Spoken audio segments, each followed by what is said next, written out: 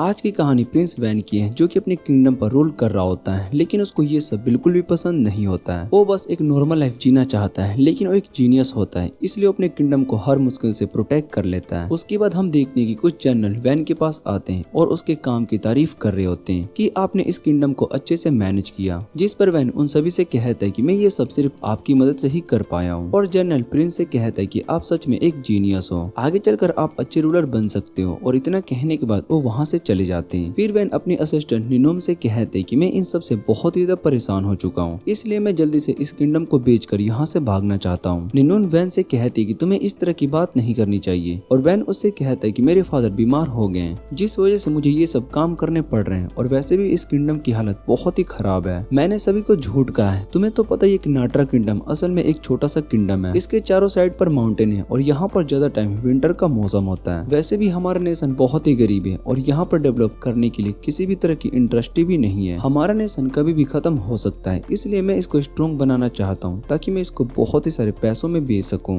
मेरे आगे की कंफर्टेबल लाइफ इस पर डिपेंड करती है। और फिर वहाँ रूम में वैन की छोटी बहन फलाया आ जाती है। वो वैन को बताती है कि मैं फादर के पास से आ रही हूँ और अब उनकी हेल्थ पहले से बहुत ही अच्छी हो चुकी है। वो चलना भी शुरू कर दी है। और इधर वैन उससे कहता है कि जल्दी हमारे पड़ोसी नेशन मॉडर्न और नाटरा के बीच में वॉर होने वाली है। मॉडर्न में पहले हमारी तरह ही एक गरीब नेशन होता था, लेकिन उन्हें एक गोल्ड माइन मिल गया, जिस वजह से वो सभी अमीर हो गए। उन्होंने अपने नेशन को भी डेवलप कर लिया और वहाँ का रूलर एक बहुत ही बेकार इंसान है। जो सुनने के बाद फलाया बताती है कि मुझे भी इसके बारे में पता है और किंग के सभी लोग भी बहुत ही बेकार हैं। वो सब किंग का साथ सिर्फ अपने फायदे के लिए देते हैं। और वैन बताता है कि अगर ऐसा ही चलता रहा तो मॉडर्न नेशन पूरी तरीके से बर्बाद हो जाएगा, लेकिन इस समय हमारे डिफेंस बहुत ही वीक है, इसलिए वो शायद से हम पर अटैक करने के बारे में सोच रहे हैं। जो सुनकर फलाया वैन से कहती है कि मुझे आप पर पूरा भरोसा है कि आप इस नेशन को कुछ भी नहीं होने दोगे। फिर वैन उससे पूछते कि तुम्हें ऐसा क्यों लगता है। और फलाया बताती है कि बाहर सभी सोल्जर्स आपकी तारीफ कर रहे हैं, यहाँ तक कि वो सभी वॉर को लेकर भी बहुत ही एक्साइटेड हैं। जो सुनने के बाद वैन सोचने लगता है कि शायद से उन सभी ने मेरी बात का गलत मतलब समझ लिया है। फलाया कहती है कि वो सभी के लिए प्रे करेगी। और वैन सोच रहा होता है कि इन सभी को शायद से इस बारे में नहीं पता होगा कि वॉर में बहुत ही ज्यादा पैसे लगते हैं। उसके बाद वैन अपनी आर्मी के साथ बैटलफील्ड पर आ जाता है, जहाँ वो कहता है कि हमारी आर्मी में टोटल 6000 सोल्जर्स हैं और मॉडर्न की आर्मी में 7000 सोल्जर, इसलिए हमारा उनसे जीतना इम्पॉसिबल है और हम कुछ देर तक फाइट करने के बाद उनसे हार मान लेंगे। फिर कमांडर वैन से कहता है कि हमारी आर्मी रेडी है, वॉर से पहले आप उन्हें कोई स्पीच दें, क्योंकि वॉर में फिजिकल स्ट्रेंथ से ज्यादा मेंटल स्ट्रेंथ की जरूरत होती है और ये हमारी आर्मी के लिए उनका फर्स्ट वॉर होने वाला है, इसलिए वो सभी बहुत ही नर्वस है। और वैन देखते है कि सोल्जर बहुत ही डरे हुए हैं। फिर वो एक सोल्जर को देखते हैं जिसने की अपना स्पीयर उल्टा पकड़ा होता है और वैन उसका नाम लेता है और उसको अपना स्पीयर सीधा करने के लिए कहता है। जो सुनकर वो सोल्जर माफी मांगता है और अपना स्पीयर सीधा करता है और बाकी सभी सोल्जर उस पर हंसने लगते हैं,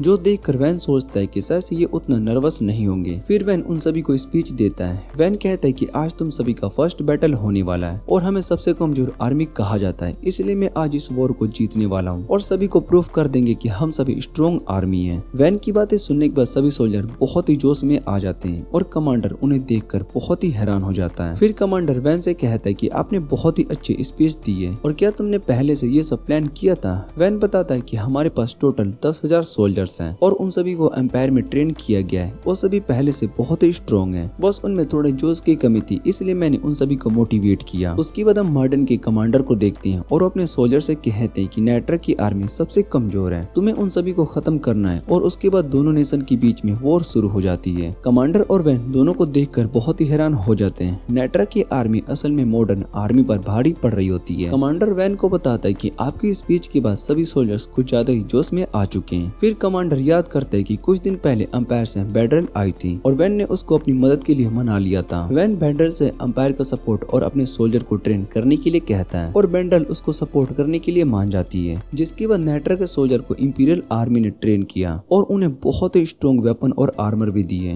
वैन कहता है कि हमारे सोल्जर को सबसे स्ट्रॉन्ग आर्मी ने ट्रेन किया है, इसलिए उन्हें हराना इतना आसान भी नहीं है। फिर वहाँ पर एक सोल्जर आकर कमांडर को बताता है कि मॉडर्न की आर्मी अब हम पर भारी पड़ रही है। जो सुनकर कमांडर वैन को को बताता है कि भले हमने अपनी आर्मी को बहुत ही अच्छी ट्रेनिंग और वेपन्स दिए हों, लेकिन असल में वो सभी पहली बार फाइट कर रहे हैं और उन्होंने इससे पहले किसी भी तरह की लड़ाई नहीं लड़ी है, इसलिए उनके लिए ये वॉर सच में बहुत ही मुश्किल होने वाला है। और वैन सोचता है कि अगर मर्डन के कमांडर को ये बात पता चल गई तो हमारे लिए ये बहुत ही बुरा होगा। और इधर मर्डन का कमांडर अपने सोल्जर से कहता है कि हम दोनों साइड से नेट्रा की आर्मी को कवर करेंगे, फिर सीधा उनके लीडर पर अटैक करके उन्हें हरा देंगे। और इतना कहने के बाद कमांडर खुद अपनी आर्मी के साथ वैन पर अटैक करने के लिए आ जाता है। वैन मॉडर्न आर्मी को आता देखकर पीछे माउंटेन्स की तरफ जाने लगता है, जो देखकर मॉडर्न का कमांडर कहता है कि ये सब तो हमसे डर रहे हैं। वो भी वैन के पीछे जाने लगता है और तभी ऊपर पहाड़ पर नेनून बहुत ही सारे सोल्जर के साथ आ जाती है, जिसे देखकर वैन कहता है कि ये मॉडर्न आर्मी सच में बहुत ही बेवकूफ है। और उसके बाद सभी सोल्जर्स ऊपर से मॉडर्न आर्मी पर अटैक करना शुरू कर देते हैं। मॉडर्न के सोल्जर अपने कमांडर को प्रोटेक्ट करने लगते हैं और ये देखने के बाद नेनून उन सभी पर अटैक करके उन्हें मार देती है। वो मॉडर्न के कमांडर का एक हाथ भी काट देती है और उससे कहते हैं कि तुम अपनी हार मान लो, हम तुम्हें जिंदा छोड़ देंगे। और ये सुनने के बाद कमांडर नेनून से कहता है कि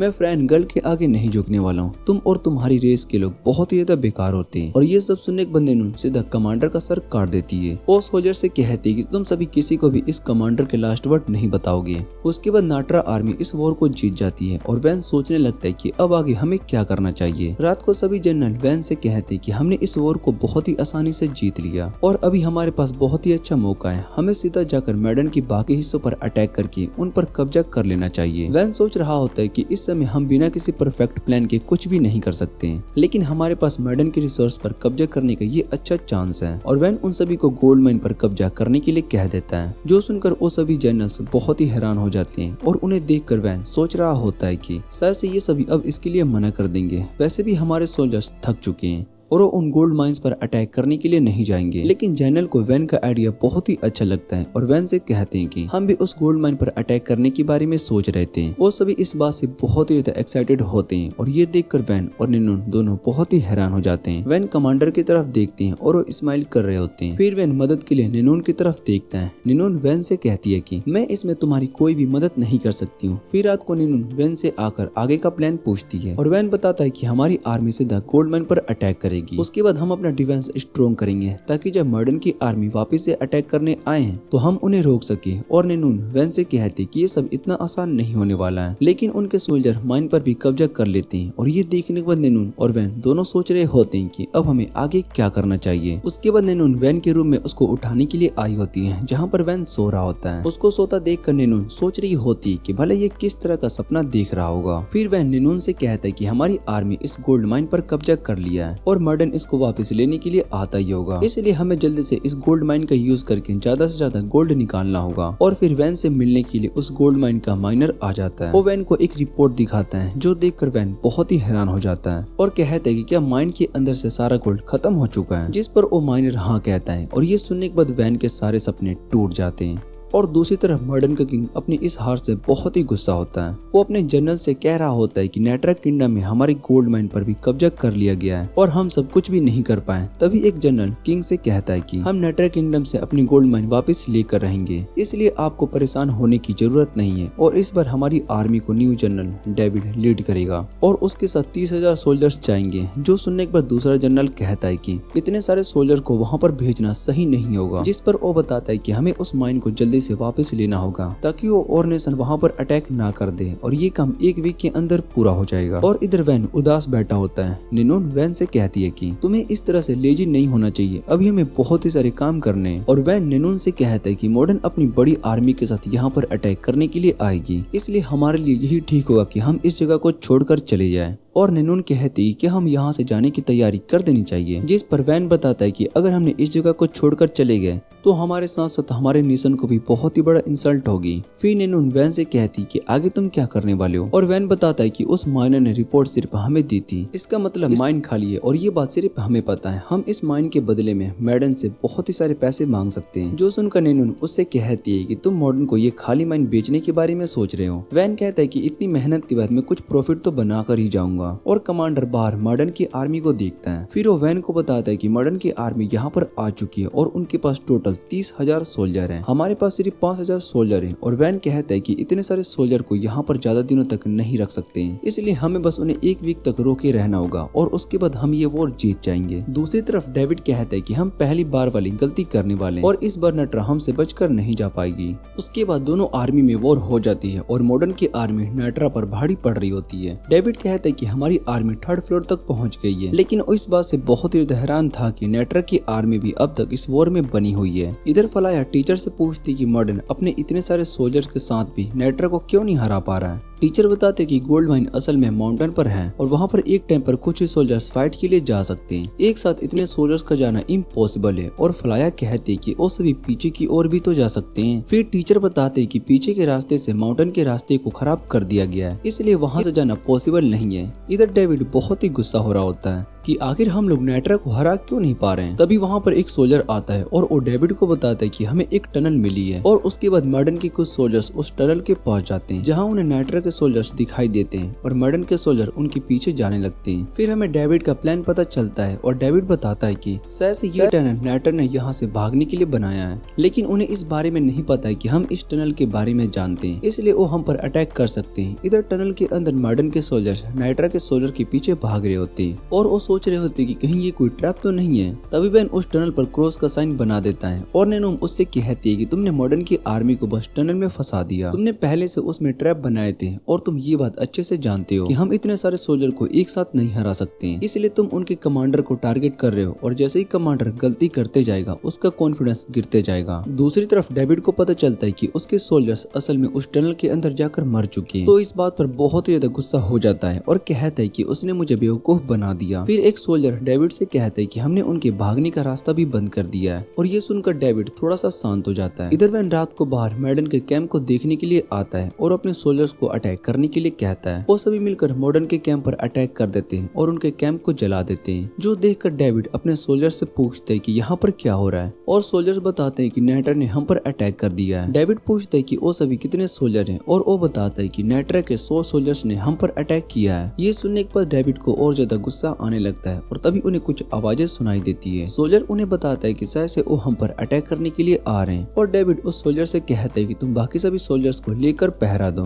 कोई भी मेरे पास तक नहीं पहुंचना चाहिए। और सुबह उठने के बाद डेविड देखता है कि वहाँ चेक पॉइंट पर बहुत ही सारे पत्थर गिरे हुए होते हैं। फिर उसको समझ में आता है कि रात को जो उसने आवाज सुनी थी वो असल में इन पत्थरों के गिरने की आवाज थी। जैसे ही वो सोल्जर समझ रहे होते हैं, डेविड देखते है कि उस चेक पॉइंट पर वापिस से नट्रा ने कब्जा कर लिया है। इधर रैन बहुत ही खुश होता है क्योंकि उसका प्लान अच्छे से काम कर रहा होता है और नैनूम बताती कि हमारे पास बहुत ही सारे रिसोर्सेस हैं, हमारे सोल्जर भी पहले से बहुत ही जोश में आ चुके हैं, लेकिन मॉर्डन की आर्मी ने अटैक करना कम कर दिए। क्या वो सभी वापस जाने वाले हैं? और वैन बताता है कि इतना बड़ा लॉस होने के बाद वो सभी खाली हाथ नहीं जाने वाले हैं, लेकिन शायद से कुछ दिन के बाद वो वहाँ से चले जाएंगे। और नैनून कहती है कि मैं इन पहाड़ों में रहकर बोर हो चुकी हूँ, मुझे वापस से नट्रा जाना है। और तभी वहाँ पर एक सोल्जर आता है और वैन को बताता है कि आपसे मिलने के लिए मॉर्डन की आर्मी से सोल्जर आए हैं। फिर वो सोल्जर वैन के पास आता है और कहता है कि मैं यहाँ पर मॉर्डन की तरफ से आया हूँ नेगोशिएशन करने के लिए, मुझे यहाँ पर डेविड ने भेजा है और मैं यहाँ पर कुछ कहने के लिए आया हूँ। वो सब असल में डेविड ने मुझसे कहने के लिए कहा है। फिर वो नट्रा सोल्जर की इंसल्ट करने लगता है और कहता है कि ये सब बेवकूफ है। वो सोल्जर वैन से कहता है कि तुम्हें सबसे पहले इस जगह को छोड़ देना होगा, दूसरा तुम अपने सभी वेपन्स और रिसोर्सेस को भी यहीं पर छोड़कर जाना होगा, तुमने जो भी गोल्ड यहाँ से लिया है तुम्हें वो भी यहीं पर छोड़ना होगा, तीसरा तुम हमारे एरिया में बिना परमिशन के आए हो इसलिए तुम्हें फाइन देना होगा। और ये सब सुनने के बाद वैन सोचता है कि ये हमें यहाँ पर सरेंडर करने के लिए कहने आया है, पर वैन उसकी कंडीशन को मना कर देता है, जो सुनने के बाद वो सोल्जर कहता है कि तुम्हारा किंग सच में बहुत ही ज्यादा बेवकूफ है, इसके जगह पर तुम्हें किसी और को किंग बना देना चाहिए। जाते हुए वो नैनूम को देखकर कहता है कि तुम इस रैन गर्ल से दूर ही रहना चाहिए, कोई भी नोबल इन्हें अपने पास नहीं रखता है क्योंकि इन सब से उनकी बहुत ही ज्यादा इंसल्ट होती है। वो नैनूम के बारे में कुछ और भी बुरा भला बोलने के लिए जा रहा होता है, जो सुनने के बाद वैन को बहुत ही गुस्सा आ जाता है। नैनून भी वैन को देख रही होती है। फिर वैन उस सोल्जर से पूछता है कि ये सब तुम्हारे कमांडर ने कहने को कहा है, जिस पर सोल्जर हाँ कहता है और वैन कहता है कि तुम अपने कमांडर को सेफ रहने के लिए कह देना। इधर डेविड कहता है कि हमें यहाँ पर 3 वीक्स हो चुके हैं और वो अपने सोल्जर को सीधा अटैक करने का ऑर्डर दे देता है, जिसके बाद मॉडर्न आर्मी सीधा नाइट्रा पर अटैक कर देती है और ये देखकर डेविड बहुत ही खुश हो जाता है। तभी 2 सोल्जर डेविड के कैंप में आ जाते हैं और डेविड उनसे वॉर के बारे में पूछ रहा होता है, लेकिन तभी वो एक सोल्जर का सर उसके सामने फेंकता है और वो असल में उस सोल्जर का सर होता है जो नेगोशिएशन करने के लिए वैन के पास गया होता है। फिर वो दोनों सोल्जर मिलकर सभी गार्ड्स को मार देते हैं और बाद में पता चलता है कि वो सोल्जर असल में वैन और कमांडर होते हैं। वैन को वहाँ पर देखकर डेविड उससे पूछते हैं कि तुम यहाँ पर कैसे आ गए और बाकी सभी सोल्जर्स तुम्हें यहाँ पर आने से नहीं रोका। वैन बताता है कि वो सभी असल में पहाड़ पर फाइट कर रहे हैं, इसलिए उनका यहाँ पर आना पॉसिबल नहीं है। और डेविड से कहता है कि हम उस टनल से यहाँ पर आए हैं जिसमें तुमने अपने सोल्जर्स को भेजे थे। फिर डेविड कहता है कि तुमने तो उस टनल को बंद कर दिया और वैन बताता है कि मैंने उसके पास एक और टनल बनाई है जो कि उस टनल से जुड़ी हुई थी और उसी रास्ते से हम यहाँ पर आए हैं। डेविड वैन से कहता है कि इतने दिनों में मैं बस तुम्हारे इशारों पर नाच रहा था और वो गुस्से में एक शॉट को उठा लेता है। वो वैन पर अटैक करने के लिए आ रहा होता है, लेकिन तभी वैन अपनी शॉट उसके सर के आर पार कर देता है। वैन डेविड से कहता है कि मेरा यहाँ पर आने का मन नहीं था, लेकिन तुमने नैनूम के बारे में बहुत ही बुरा भला कह दिया, जिस बात से मुझे बहुत ही दुख पहुंचा, क्योंकि नैनूम मेरा दिल है और अगर कोई उसके बारे में बुरा बोलेगा तो मैं उसको मार डालूंगा। और इतना कहने के बाद वो डेविड को मार देता है। इधर ब्रांडल एक रिपोर्ट में कुछ देखकर बहुत ही हैरान हो जाती है। उसको पता चलता है कि रॉयल एकेडमी से एक ऐसा स्टूडेंट ग्रेजुएट हुआ है जिसने की एकेडमी में टॉप किया है, लेकिन वो एम्पायर से बिलोंग नहीं करता है, इसलिए उसकी सारी इन्फॉर्मेशन को हाइड करके रखा गया था। वो जीनियस असल में वैन था। एम्पायर ये नहीं चाहता था कि किसी को भी वैन की सच्चाई पता चले, इससे उनके एम्पायर पर बहुत ही बुरा असर पड़ेगा। और इधर वैन वॉर जीतने के बाद पार्टी कर रहा होता है। फिर नैनूम उससे कहती है कि मुझे तुमसे कुछ बात करनी है और उसके बाद वो दोनों बैल्कनी पर आ जाते हैं, जहाँ नैनूम उसको बताती कि मॉडर्न कंट्री पर अटैक हुआ था और वो वॉर में हार गई थी। यहाँ तक कि मॉडर्न के किंग भी मारे जा चुके हैं क्योंकि उन्होंने अपनी आधी आर्मी को यहाँ माइन के लिए भेजा था और कार्विल ने मॉडर्न पर अटैक कर दिया था। मॉडर्न की आधी आर्मी कार्विल का सामना नहीं कर पाई और अब तुम उस माइन का ट्रेड मॉडर्न से नहीं कर पाओगे। जो सुनने के बाद वैन उदास हो जाता है और नैनून उसको एक रिपोर्ट दिखाती है, जो देखकर वैन बहुत ही खुश हो जाता है क्योंकि उसको पता चलता है कि उस गोल्ड माइन के अंदर अब भी गोल्ड है। और नैनून कहते कि इन गोल्ड से हमारा थोड़ा सा प्रॉफिट तो हो ही जाएगा। फिर वैन कहता है कि अब मैं सभी सोल्जर्स को इस बारे में बता सकता हूँ और वो भी ये न्यूज सुनकर बहुत ही खुश हो जाएंगे। उसके बाद मैं रेस्ट करने के लिए कहीं दूर चला जाऊंगा और वो वहाँ से जा रहा होता है। तभी नैनून उसको रोक लेती है और वो वैन को बताती है कि अभी तुम्हें बहुत ही सारे काम करने हैं। नेशन में नया सिविल बजट भी बनने वाला है और बहुत ही सारे कंट्री के एम्बेसडर भी तुमसे मिलना चाहते हैं, इसलिए तुम्हारे पास थोड़ा सा भी फ्री टाइम नहीं है। और ये सुनने के बाद वैन बहुत ही नाराज हो जाता है। वो कहता है कि मैं जल्दी से इस किंगडम को बेचकर यहाँ से जाना चाहता हूँ। उसके बाद हम देखते हैं कि वैन अपने पास्ट लाइफ को याद कर रहा होता है, जहाँ पर वो स्कूल में अपने दोस्तों के साथ बैठकर बातें कर रहा होता है। उनमें से एक ग्लेन कहता है कि हमें स्मगलर्स को पकड़ लिया है, जो कि बहुत ही मुश्किल था। लोवेल बताती है कि हम उस जगह से इसलिए भाग सके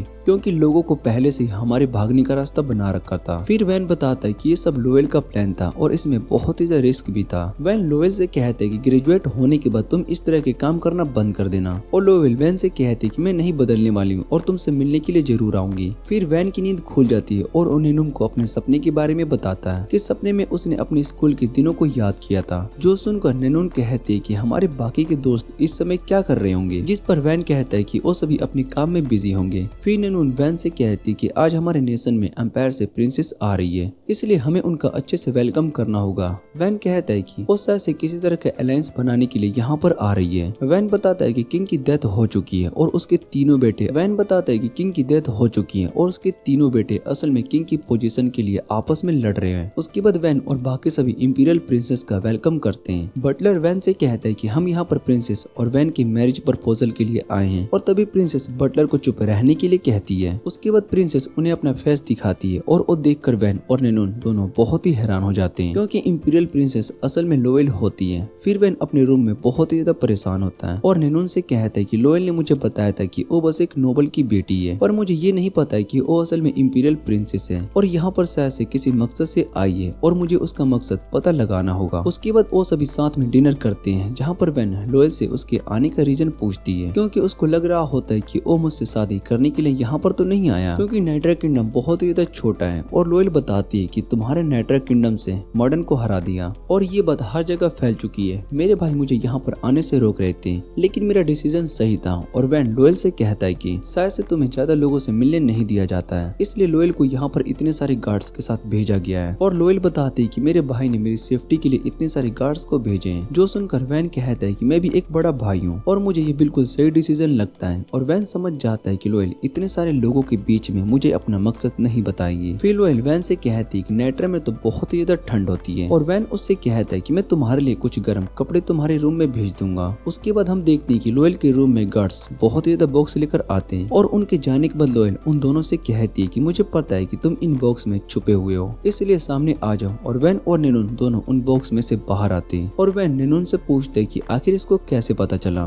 फिर नेनून बताती कि इतने सारे बॉक्सेस को देखकर कोई भी शक कर सकता है, और वैन कहता है कि अगली बार मैं विंडो से आऊंगा। जिस पर नेनून कहती कि मैं तुम्हें ऐसा करने नहीं दूंगी। और उन दोनों को इस तरह से बातें करता देखकर लोयल बहुत ही खुश हो जाती है। वो उन दोनों से कहती है कि तुम्हें साथ में देखकर मुझे बहुत ही अच्छा लगा। और फिर नेनून लोयल को प्रिंसेस कहने लगती है, जो सुनकर लोयल नेनून से कहती है कि तुम मुझे मेरे नाम से बुला सकती हो। और नेनून बताती है कि मैं तुमसे सिर्फ अकेले में ही तुम्हारे नाम से बुलाऊंगी। फिर लोयल उनसे कहती है कि तुम दोनों बिल्कुल भी नहीं बदले हो। और वैन कहता है कि मैं पहले से और ज्यादा स्मार्ट हो चुका हूँ। उसके बाद वहाँ पर बेंडेल आ जाती है, और लोयल उससे कहती है कि अगर कोई मेरे बारे में पूछने के लिए आए तो तुम कह देना कि मैं सो चुकी हूँ। ब्रेंडल उसकी बात को मानकर वहाँ से चली जाती है, और वैन लोयल से कहता है कि तुमने ब्रेंडल को यहाँ पर इस जगह की इंफॉर्मेशन के लिए भेजा था। फिर लोयल बताती है कि ब्रेंडल असल में फॉरेन अफेयर्स में काम करती है, और मैंने उसको अपने अंडर रख लिया है क्योंकि मुझे पता है कि इससे मुझे बहुत ही ज्यादा फायदा हो सकता है। उसके बाद वैन लोयल से पूछते है कि तुम्हारे यहाँ पर आने का असली मकसद क्या है। और लोयल बताती है कि तुम्हें एम्पायर की सिचुएशन पता ही है ना, किंग के मरने के बाद मेरे तीनों भाई किंग की पोजीशन के लिए आपस में लड़ रहे हैं, इसलिए मैं चाहती हूँ कि हम दोनों मिलकर एम्पायर पर अटैक करें। जो सुनकर वैन कहता है कि तुम चाहती हो कि मैं तुम्हारी इम्प्रेस बनने में मदद करूं, लेकिन मेरा नेशन तो बहुत ही छोटा है। जिस पर लोयल कहती है कि मुझे पता है कि एम्पायर तुम्हारे नेशन को एक अटैक में खत्म कर सकता है, लेकिन इस समय वो सभी आपस में लड़ रहे हैं, इसलिए तुम्हारे पास ये बहुत ही अच्छा मौका है एम्पायर पर कब्जा करने का। और मुझे ये बात पता है कि कोई और नेशन मेरी मदद नहीं करने वाला है, इसलिए मैं अपने दोस्तों से मदद मांगने के लिए आई हूँ। और वैन को सोच रहा होता है, तभी वो नेनून की तरफ देखता है और कहता है कि इस समय मैं एक किंग हूँ, इसलिए मुझे अपने नेशन को भी मैनेज करना होगा।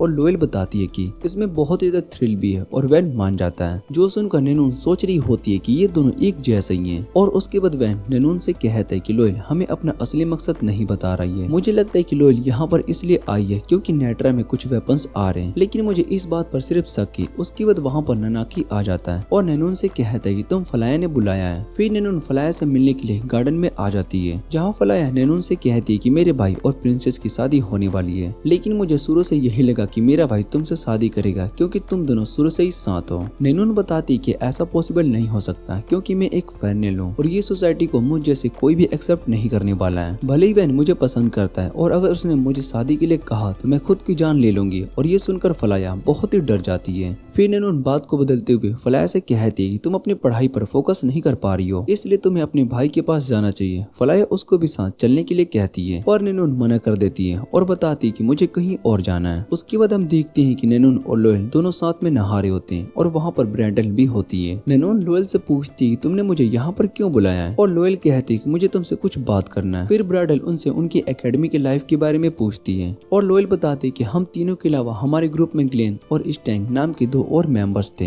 हम सभी एकेडमी के अंदर बहुत ही ज्यादा फेमस भी थे और जब किसी स्टूडेंट ने नेनून के फ्रेमैन होने पर उसकी इंसल्ट की थी तब वैन ने उसको बैटल में बहुत ही बुरी तरीके से हरा दिया था। और नेनून बताती है कि लोयल के पीछे भी बहुत ही सारे नोबल पड़े हुए थे, लेकिन सबसे ज्यादा जो लोयल को पसंद करता था वो असल में एंजेटल का बेटा था। और लोयल बताती है कि वो मेरे पीछे पड़ा हुआ था, यहाँ तक कि वो मुझे बहुत ही सारे गिफ्ट्स भी भेजता था, लेकिन मुझे वो बिल्कुल भी पसंद नहीं था और शायद से उसको पता होगा कि मैं यहाँ पर आई हूँ। फिर नेनून एंजेटल के बारे में सोचने लगती है और दूसरी तरफ वैन अपनी बहन से पूछता है कि तुम्हें एम्पायर के बारे में पता है, जिस पर वो बताती है कि मैंने बहुत ही सारे किंगडम के बारे में पढ़ा है जिन्होंने मिलकर एक एम्पायर को बनाया है। और वैन उससे कहता है कि आज मैं तुमसे एंजेटल के बारे में बताने वाला हूँ, जिसे कि सबसे बड़ा धोखेबाज कहा जाता है। बहुत ही साल पहले जब एम्पायर ने साउथ के सभी नेशन पर कब्जा कर लिया था, वो ईस्ट के नेशन को भी अपने में शामिल करना चाहता था। और जब ये बात ईस्ट के सभी नेशन को पता चला तो उन सभी ने एक अलायंस बनाकर एम्पायर का सामना करना शुरू कर दिया। इस अलायंस के अंदर एम्पायर पूरी तरीके से खत्म नहीं हो सकता था, लेकिन तभी एंजेटल के एक राजा एम्पायर की मदद करने लगा। उसके सपोर्ट से एम्पायर को बहुत ही टाइम और स्ट्रेंथ मिली, जिसका यूज करके एम्पायर ने एक एक करके ईस्ट के सभी नेशन को खत्म कर दिया और उसको अपने कब्जे में कर लिया। उन्होंने सभी नोबल्स को भी सजा दी जो कि उनके खिलाफ थे और इस तरह से एंजेटल और एम्पायर के बीच में अच्छे रिलेशन बन गए।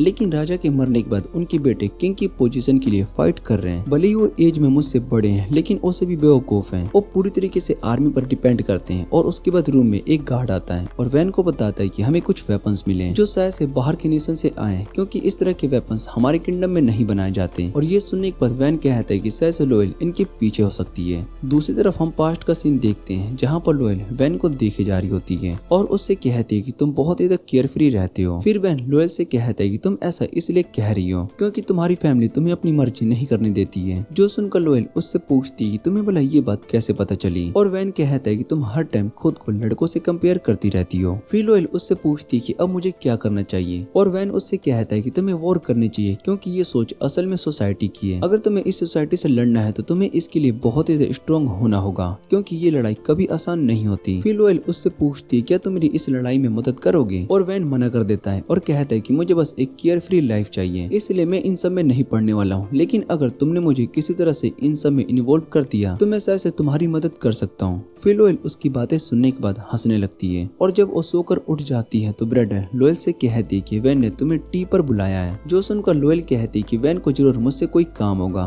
वो ब्रेडर से कहती है कि हम टी पर जरूर जाएंगे। उसके बाद लोयल वैन के पास आती है और उससे कहता है कि तुम यहाँ पर उस अलायंस को रोकने के लिए आई हो जिसने कि बहुत ही टाइम पहले एम्पायर के खिलाफ लड़ाई लड़ी थी। वो सभी किंग के मरने के बाद दोबारा से एम्पायर के खिलाफ जाने की कोशिश कर रहे हैं। जो सुनकर लोयल उससे पूछती है तुम्हें ऐसा क्यों लगता है। और वैन लोयल को बताता है कि मुझे नाइट्रा के अंदर बहुत ही सारे वेपन्स मिले हैं जो कि वेस्ट के नेशन में बनाए जाते हैं और तुम्हें इस बारे में पता है कि अगर सिविल वॉर हुई तो तुम इन वेपन्स का यूज अपनी सेफ्टी के लिए कर सकते हो। फिर लोयल कहती है कि ऐसा भी हो सकता है कि शायद से ये वेपन्स मेरे भाई ने ऑर्डर किए होंगे। और वैन बताता है कि तुम्हारे भाइयों में से किसी ने भी ये नहीं किया है क्योंकि उसमें वेपन्स पहले से डिवाइडेड है। अगर उन्होंने वेपन्स को ऑर्डर किए होते तो बहुत ही ज्यादा वेपन्स का ऑर्डर होता। वैन की बातें सुनने के बाद लोयल बताती कि उसने ये वेपन और ऑर्डर किए और वो वैन से कहती कि मैं तुमसे ज्यादा स्मार्ट नहीं हो सकती हूँ। फिर लोयल बताती कि वो सभी नेशन दोबारा से एम्पायर पर अटैक करना चाहते हैं। और वैन कहता है कि अगर उन्होंने एम्पायर पर कब्जा कर लिया तो वो तीनों प्रिंस को मार देगा, यहाँ तक कि वो एम्पायर का नाम भी बदल देंगे। तुम्हें इस बारे में पता चल गया था और तुम्हें ये बात अपने भाइयों को भी बतानी होगी, लेकिन उन्होंने तुम्हारी बात पर यकीन नहीं किया होगा क्योंकि तुम फैमिली में सबसे छोटी हो, इसलिए तुम उन रिलीजन को खत्म करके एम्पायर को प्रोटेक्ट करना चाहती हो। लोयल बताते हैं कि मार्क्विस और एंजेटल दोनों ही एम्पायर के सबसे बड़े सपोर्टर हैं, लेकिन वो दोनों ही एम्पायर को खत्म करने के लिए कुछ भी कर सकते हैं, इसलिए मैं उन दोनों नेशन के बीच में वॉर करवाना चाहती हूँ। और वैन लोयल से कहता है कि इसलिए तुम नाइट्रा और एंजेटल के बीच में भी फाइट करवाना चाहती हो जिससे कि हमारा नेशन भी खत्म हो सके।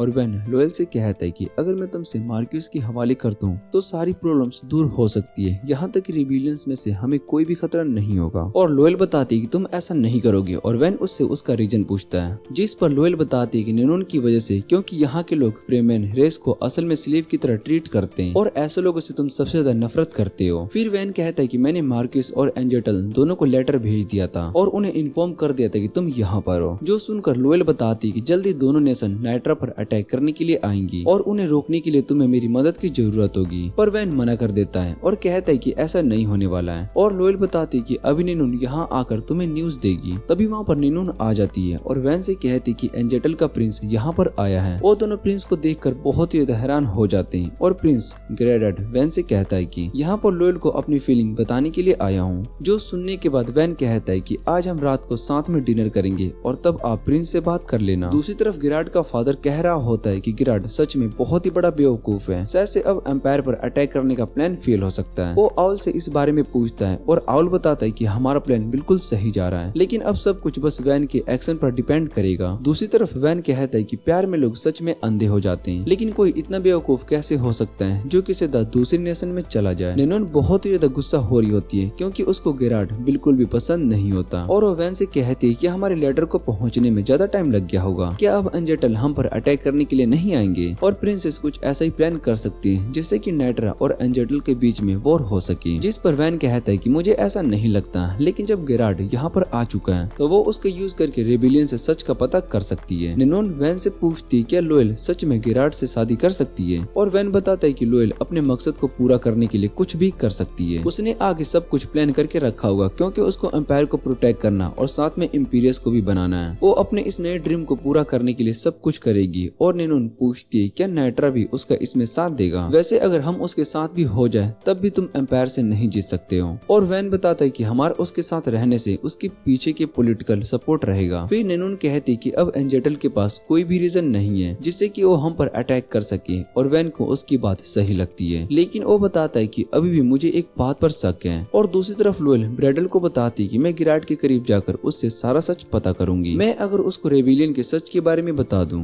और तो वो भी इन सब के खिलाफ हो जाएगा और मेरा साथ देगा। ब्रैडल लोएल से कहती कि अगर हमें गिराड का साथ मिल भी जाता है तब भी हम नहीं जीत सकते और लोएल बताती कि इसलिए हम वैन की मदद लेंगे। इधर वैन कह रहा होता है कि लोएल बाकी सभी का यूज करने वाली है और वो हमारे सोल्जर्स का भी यूज कर सकती है, लेकिन मैं अपने सोल्जर को एम्पायर के खिलाफ वॉर में नहीं भेजने वाला हूँ। और दूसरी तरफ लोएल कहती कि वैन हमें अपने सोल्जर्स नहीं देने वाला है, इसके लिए वो गिराड का पूरा फायदा उठाएगा, लेकिन मैं उसका प्लान फेल कर दूंगी। उसके बाद रात को सभी साथ में डिनर कर रहे होते हैं जहाँ पर वैन गिराड की तारीफ किए जा रहा होता है। गिराड अपनी तारीफ सुनकर बहुत ही खुश हो रहा होता है और वैन गिराड अपनी तारीफ को सुनकर बहुत ही खुश हो रहा होता है और वैन लोएल और गिराड से कहता है कि आप दोनों को अपनी मैरिज अनाउंस कर देनी चाहिए। फिर वो लोएल की तरफ देखने लगता है और इधर लोएल बताती है कि वो एम्पायर जाते ही अनाउंस कर देगी। वो वैन को अपने साथ चलने के लिए कहती है और बताती है कि तुम्हारी वजह से ही हम दोनों मिल पाए हैं। उनकी बातें सुनने के बाद गिराड वैन से पूछते क्या तुम दोनों एक दूसरे को पहले से जानते हो, जिस पर वैन बताता है कि मैं एम्पायर में पढ़ने के लिए गया था, तब मैं लोएल से मिला था और हम दोनों ने ही साथ में पढ़ाई की है। फिर गिराड वैन से पूछते है क्या तुम्हें स्वॉर्ड चलाना आता है और वैन बताता है कि मैंने स्वॉर्ड चलाना सीखा है। जो सुनकर गिराड बताता है कि मुझे भी अच्छे से स्वॉर्ड चलाना आता है। और ये सुनने के बाद वैन और लोएल दोनों बहुत ही हैरान हो जाते हैं। वो कह रहे होते हैं कि ये पक्का झूठ बोल रहा है और गिराड वैन को स्वॉर्ड बैटल के लिए कहता है। इधर लोएल भी बैटल देखने के लिए बहुत ही एक्साइटेड हो जाती है, जो देखकर वैन सोचता है कि ये असल में मुझे फंसा रही है। फिर वो दोनों अपनी स्वॉर्ड लेकर फाइट करने के लिए रेडी हो जाते हैं और गिराड सोच रहा होता है कि मैं वैन को हरा दूंगा, जिसके बाद प्रिंसेस मुझसे इम्प्रेस हो जाएगी और नैनून सोच रही होती है कि भला गिराड ने क्या सोचकर वैन को बैटल के लिए चैलेंज कर दिया है। वो वैन से नहीं जीत सकती है और इधर वैन सोच रहा होता है कि मुझे गिराड को नहीं हराना है, लेकिन मैं अपने रेपुटेशन को भी नहीं गिरा सकता हूँ, इसलिए वैन मैच को ड्रॉ करने के बारे में सोचता है। जैसे ही फाइट शुरू होती है तो गिराड का पैर फंस जाता है और वो वैन पर अटैक करता है। वैन खुद को बचाने के लिए अपनी स्वॉर्ड को ऊपर उठा लेता है, जिस वजह से गिराड की स्वॉर्ड नीचे गिर जाती है और वो इस बैटल को हार जाता है। ये देखने के बाद लोएल सोचती है कि भला वैन को ये बैटल जीतने के लिए किसने कहा था। वैन अपनी स्वॉर्ड को नीचे गिराने के लिए जा रही होती है कि तभी गिराड उस पर अटैक करने के लिए आ रहा होता है। वैन अपनी स्वॉर्ड उठाने के लिए नीचे झुक जाता है और गिराड सीधा बैल्कोनी से नीचे गिर जाता है। ये देखकर सभी बहुत ही हैरान हो जाते हैं और नैनून गिराड को चेक करने के लिए आ जाती है। वैन नैनून से गिराड के बारे में पूछता है और नैनून बताती है कि गिराड मारा जा चुका है। ये सुनने के बाद वैन बहुत ही ज्यादा उदास हो जाता है और दूसरी तरफ गिराड के फादर को भी उसकी बेटी की मौत के बारे में पता चल जाता है। वो इस पर यकीन भी नहीं कर पा रहे होते हैं और असिस्टेंट उन्हें बताता है कि हमारे सभी सोल्जर्स को नाइट्रा के लोगों ने पकड़ लिया है। वहाँ से सिर्फ एक ही सोल्जर्स बचकर आ पाया है और अभी उसकी हालत बहुत ही खराब है। किंग कहता है कि जब उसको होश आए तब तुम उससे सारी इन्फॉर्मेशन ले लेना। उसके बाद किंग सोच रहा होता है कि शायद से उसके बेटे का मर्डर हुआ है। उसके पास अब नाइट्रा से फाइट करने का रीजन भी है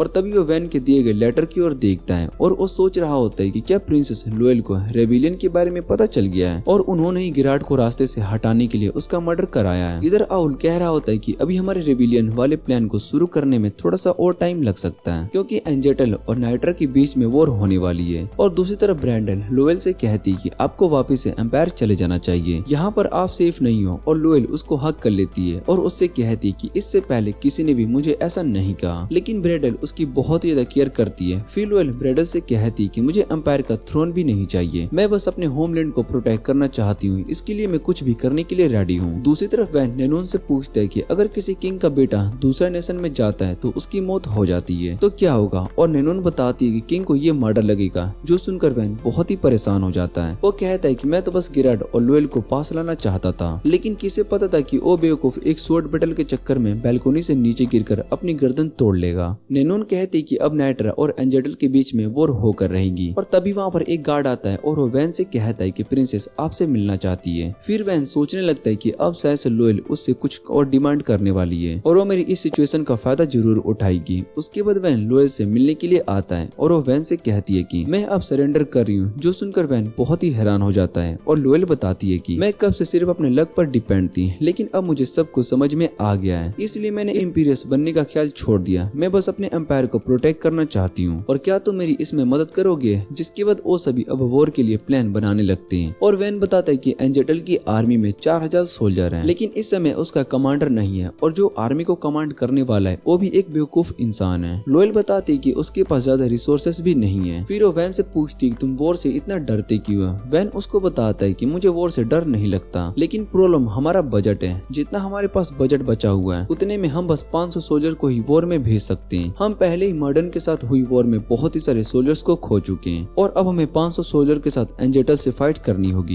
लोयल पूछती है कि हम भला इतने कम सोल्जर के साथ वॉर कैसे जीत सकते हैं, और वैन कहता है कि हम कोई ना कोई प्लान बना लेंगे, जैसे कि हम एकेडमी के टाइम पर किया करते थे। और ये सुनने के बाद लोयल बहुत ही खुश हो जाती है। उसके बाद हम देखती कि वैन गिराड के फादर से मिलने के लिए आया होता है और वो किंग से कहता है कि मैं आपसे यहाँ पर फाइट करने के लिए नहीं आया हूँ। जो सुनकर किंग गुस्सा हो जाता है और वैन से कहता है कि तुमने मेरे बेटे को मारा है और मैं तुम्हें जिंदा नहीं छोड़ूंगा। फिर वैन उससे कहता है कि तुम्हारा बेटा पहले से ही मारा जा चुका है और क्या तुम और लोगों को मरता हुआ देखना चाहते हो, इसलिए हमें सबसे पहले बैठकर बात करनी चाहिए। और दूसरी तरफ आउल को भी पता चल जाता है कि वैन यहाँ पर आया है। वो अपने लोगों से पूछता है कि उसके साथ यहाँ पर कितने लोग आए हैं और गार्ड बताता है कि यहाँ पर सिर्फ 5 लोगों के साथ आया है। फिर आउल उससे पूछते हैं कि हमारे पास अभी कितने लोग हैं और गार्ड बताता है कि हम टोटल 10 लोग हैं। जो सुनने के बाद आउल बताता है कि हम सभी प्रिंस वैन पर अटैक करके उसको मार देंगे। और दूसरी तरफ वैन किंग से कहता है कि प्रिंसेस को आपके प्लान के बारे में पता चल गया है। किंग वैन की बात सुनकर थोड़ा सा डर जाता है। फिर वो वैन से पूछते हैं कि तुम आखिर किस बारे में बात कर रहे हो। फिर वैन बताता है कि प्रिंसेस को तुम्हारे रिबेलियन वाले प्लान के बारे में सब कुछ पता चल गया है, इसलिए अच्छा यही होगा कि तुम अब सारे प्रूफ हमें दे दो। अगर तुमने यहाँ पर मुझे मारने की कोशिश की तो बाद में मैं तुम्हें सजा दी जाएगी और इससे बचने का तुम्हारे पास एक ही रास्ता है। हम एम्पायर में सभी को ये बात बताएंगे कि तुम्हारे बेटे ने एम्पायर के खिलाफ जाने की कोशिश की थी और उसने तुम्हें भी अपने प्लान में ट्रैप कर लिया था और इस तरह से तुम्हें लोगों से सिंपैथी भी मिल जाएगी। और उसकी बातें सुनने के बाद किंग वैन से कहता है कि तुम मेरे बेटे को इन सब में फंसा रहे हो, जिस पर वैन कहता है कि तुम्हारा बेटा अब मर चुका है, इसलिए इन सब से कोई फर्क नहीं पड़ता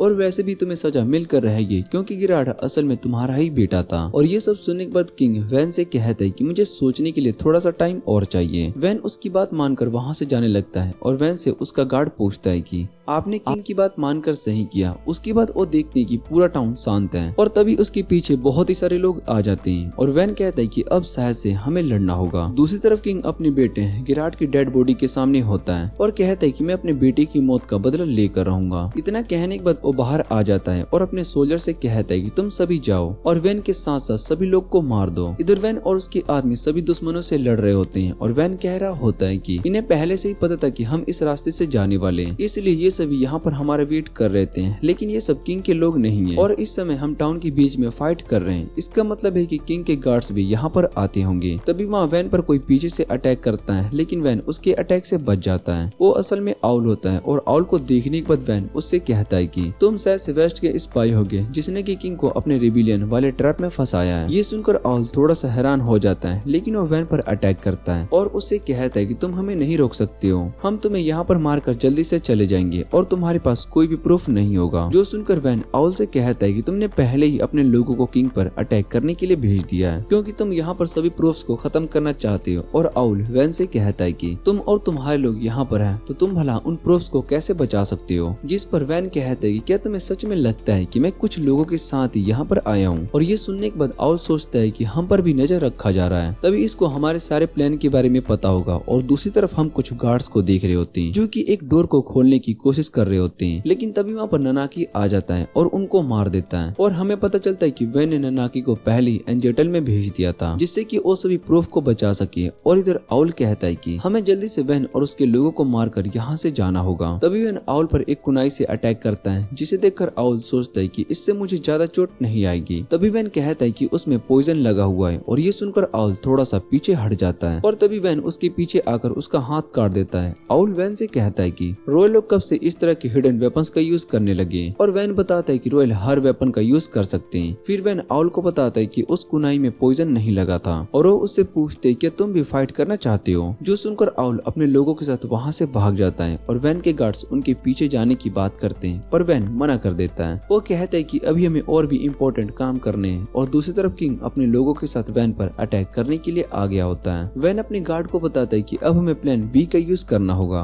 और वो सभी प्लान बी के बारे में पूछते पूछते हैं, जिस पर वैन सभी को भागने के लिए कहता है। इधर किंग अपने गार्ड से कहता है कि हम वैन और उसके लोगों को वापस से नाइट्रा में जाने नहीं दे सकते। फिर उसको वैन और उसके गार्ड भागते हुए दिखाई दे रहे होते हैं और किंग कहता है कि अब मैं अपने बेटे की मौत का बदला लेकर रहूंगा। लेकिन आगे जाकर किंग देखता है कि वहाँ पर नाइट्रा के बहुत ही सारे सोल्जर्स पहले से ही वहाँ पर खड़े हैं। उन्हें देखकर किंग बहुत ही ज्यादा हैरान हो जाता है और बाद में हमें वैन का प्लान पता चलता है। वैन लोएल और नैनून को बता रहा होता है कि हमारे प्लान के पास होने का 50% चांस है और उसके बाद किंग हमें मारने के लिए बहुत ही सारे अपने सोल्जर्स को हमारे पीछे भेजेगा। इसलिए हम नाइट्रा की आर्मी को बॉर्डर पर रखेंगे और वैसे भी किंग इतने कम टाइम में बस कुछ सोल्जर्स को ही अपने साथ लेकर आएगा, तब हम उसको अपने ट्रैप में फंसा लेंगे। फिर नैनून वैन से पूछती है कि क्या किंग को पकड़ना ही हमारा मेन मकसद नहीं है, जिस पर वैन बताता है कि किंग बहुत ही ज्यादा जिद्दी है, इसलिए मैंने उसके लिए एक और प्लान बनाया है। फिर उसके बाद किंग के गार्ड्स उससे कहते कि हमें पास के चेक पॉइंट पर चले जाना चाहिए। तभी अपने पीछे कुछ और सोल्जर्स को आते हुए देखता है। उन्हें देखकर किंग सोच रहा होता है कि कहीं यही नाइट्रा के सोल्जर्स तो नहीं है, और तभी उनके फ्लैग को देखता है और उसको पता चलता है कि वो असल में इंपीरियल आर्मी से हैं। किंग उन्हें देखकर बहुत ही खुश हो रहा होता है और वो सोचता है कि एम्पायर अब उसकी मदद करेगा, लेकिन असल में वो सभी सोल्जर्स प्रिंसेस के होते हैं। बटलर प्रिंसेस से कहता है कि आपको इन सब में इन्वॉल्व होने की कोई जरूरत नहीं है, हम सब कुछ मैनेज कर लेंगे। पर लोएल मना कर देती है और बताती है कि मुझे इन सब में बहुत ही मजा आता है। उसके बाद किंग प्रिंसेस से मिलने के लिए उसके कैंप में आता है, जहाँ पर वैन भी होता है और किंग सोच रहा होता है कि मुझे यहाँ से बचने के लिए कुछ तो करना होगा। फिर वो प्रिंसेस से पूछते हैं कि वैन और उसके सोल्जर्स यहाँ पर क्या कर रहे हैं और ये पूरी जगह एम्पायर की है, तो भला नाइट्रा के सोल्जर यहाँ पर क्या काम है। किंग सोचता है कि अगर मैं वैन के खिलाफ सवाल करूंगा तो शायद से प्रिंसेस कुछ भी नहीं कर पाएगी।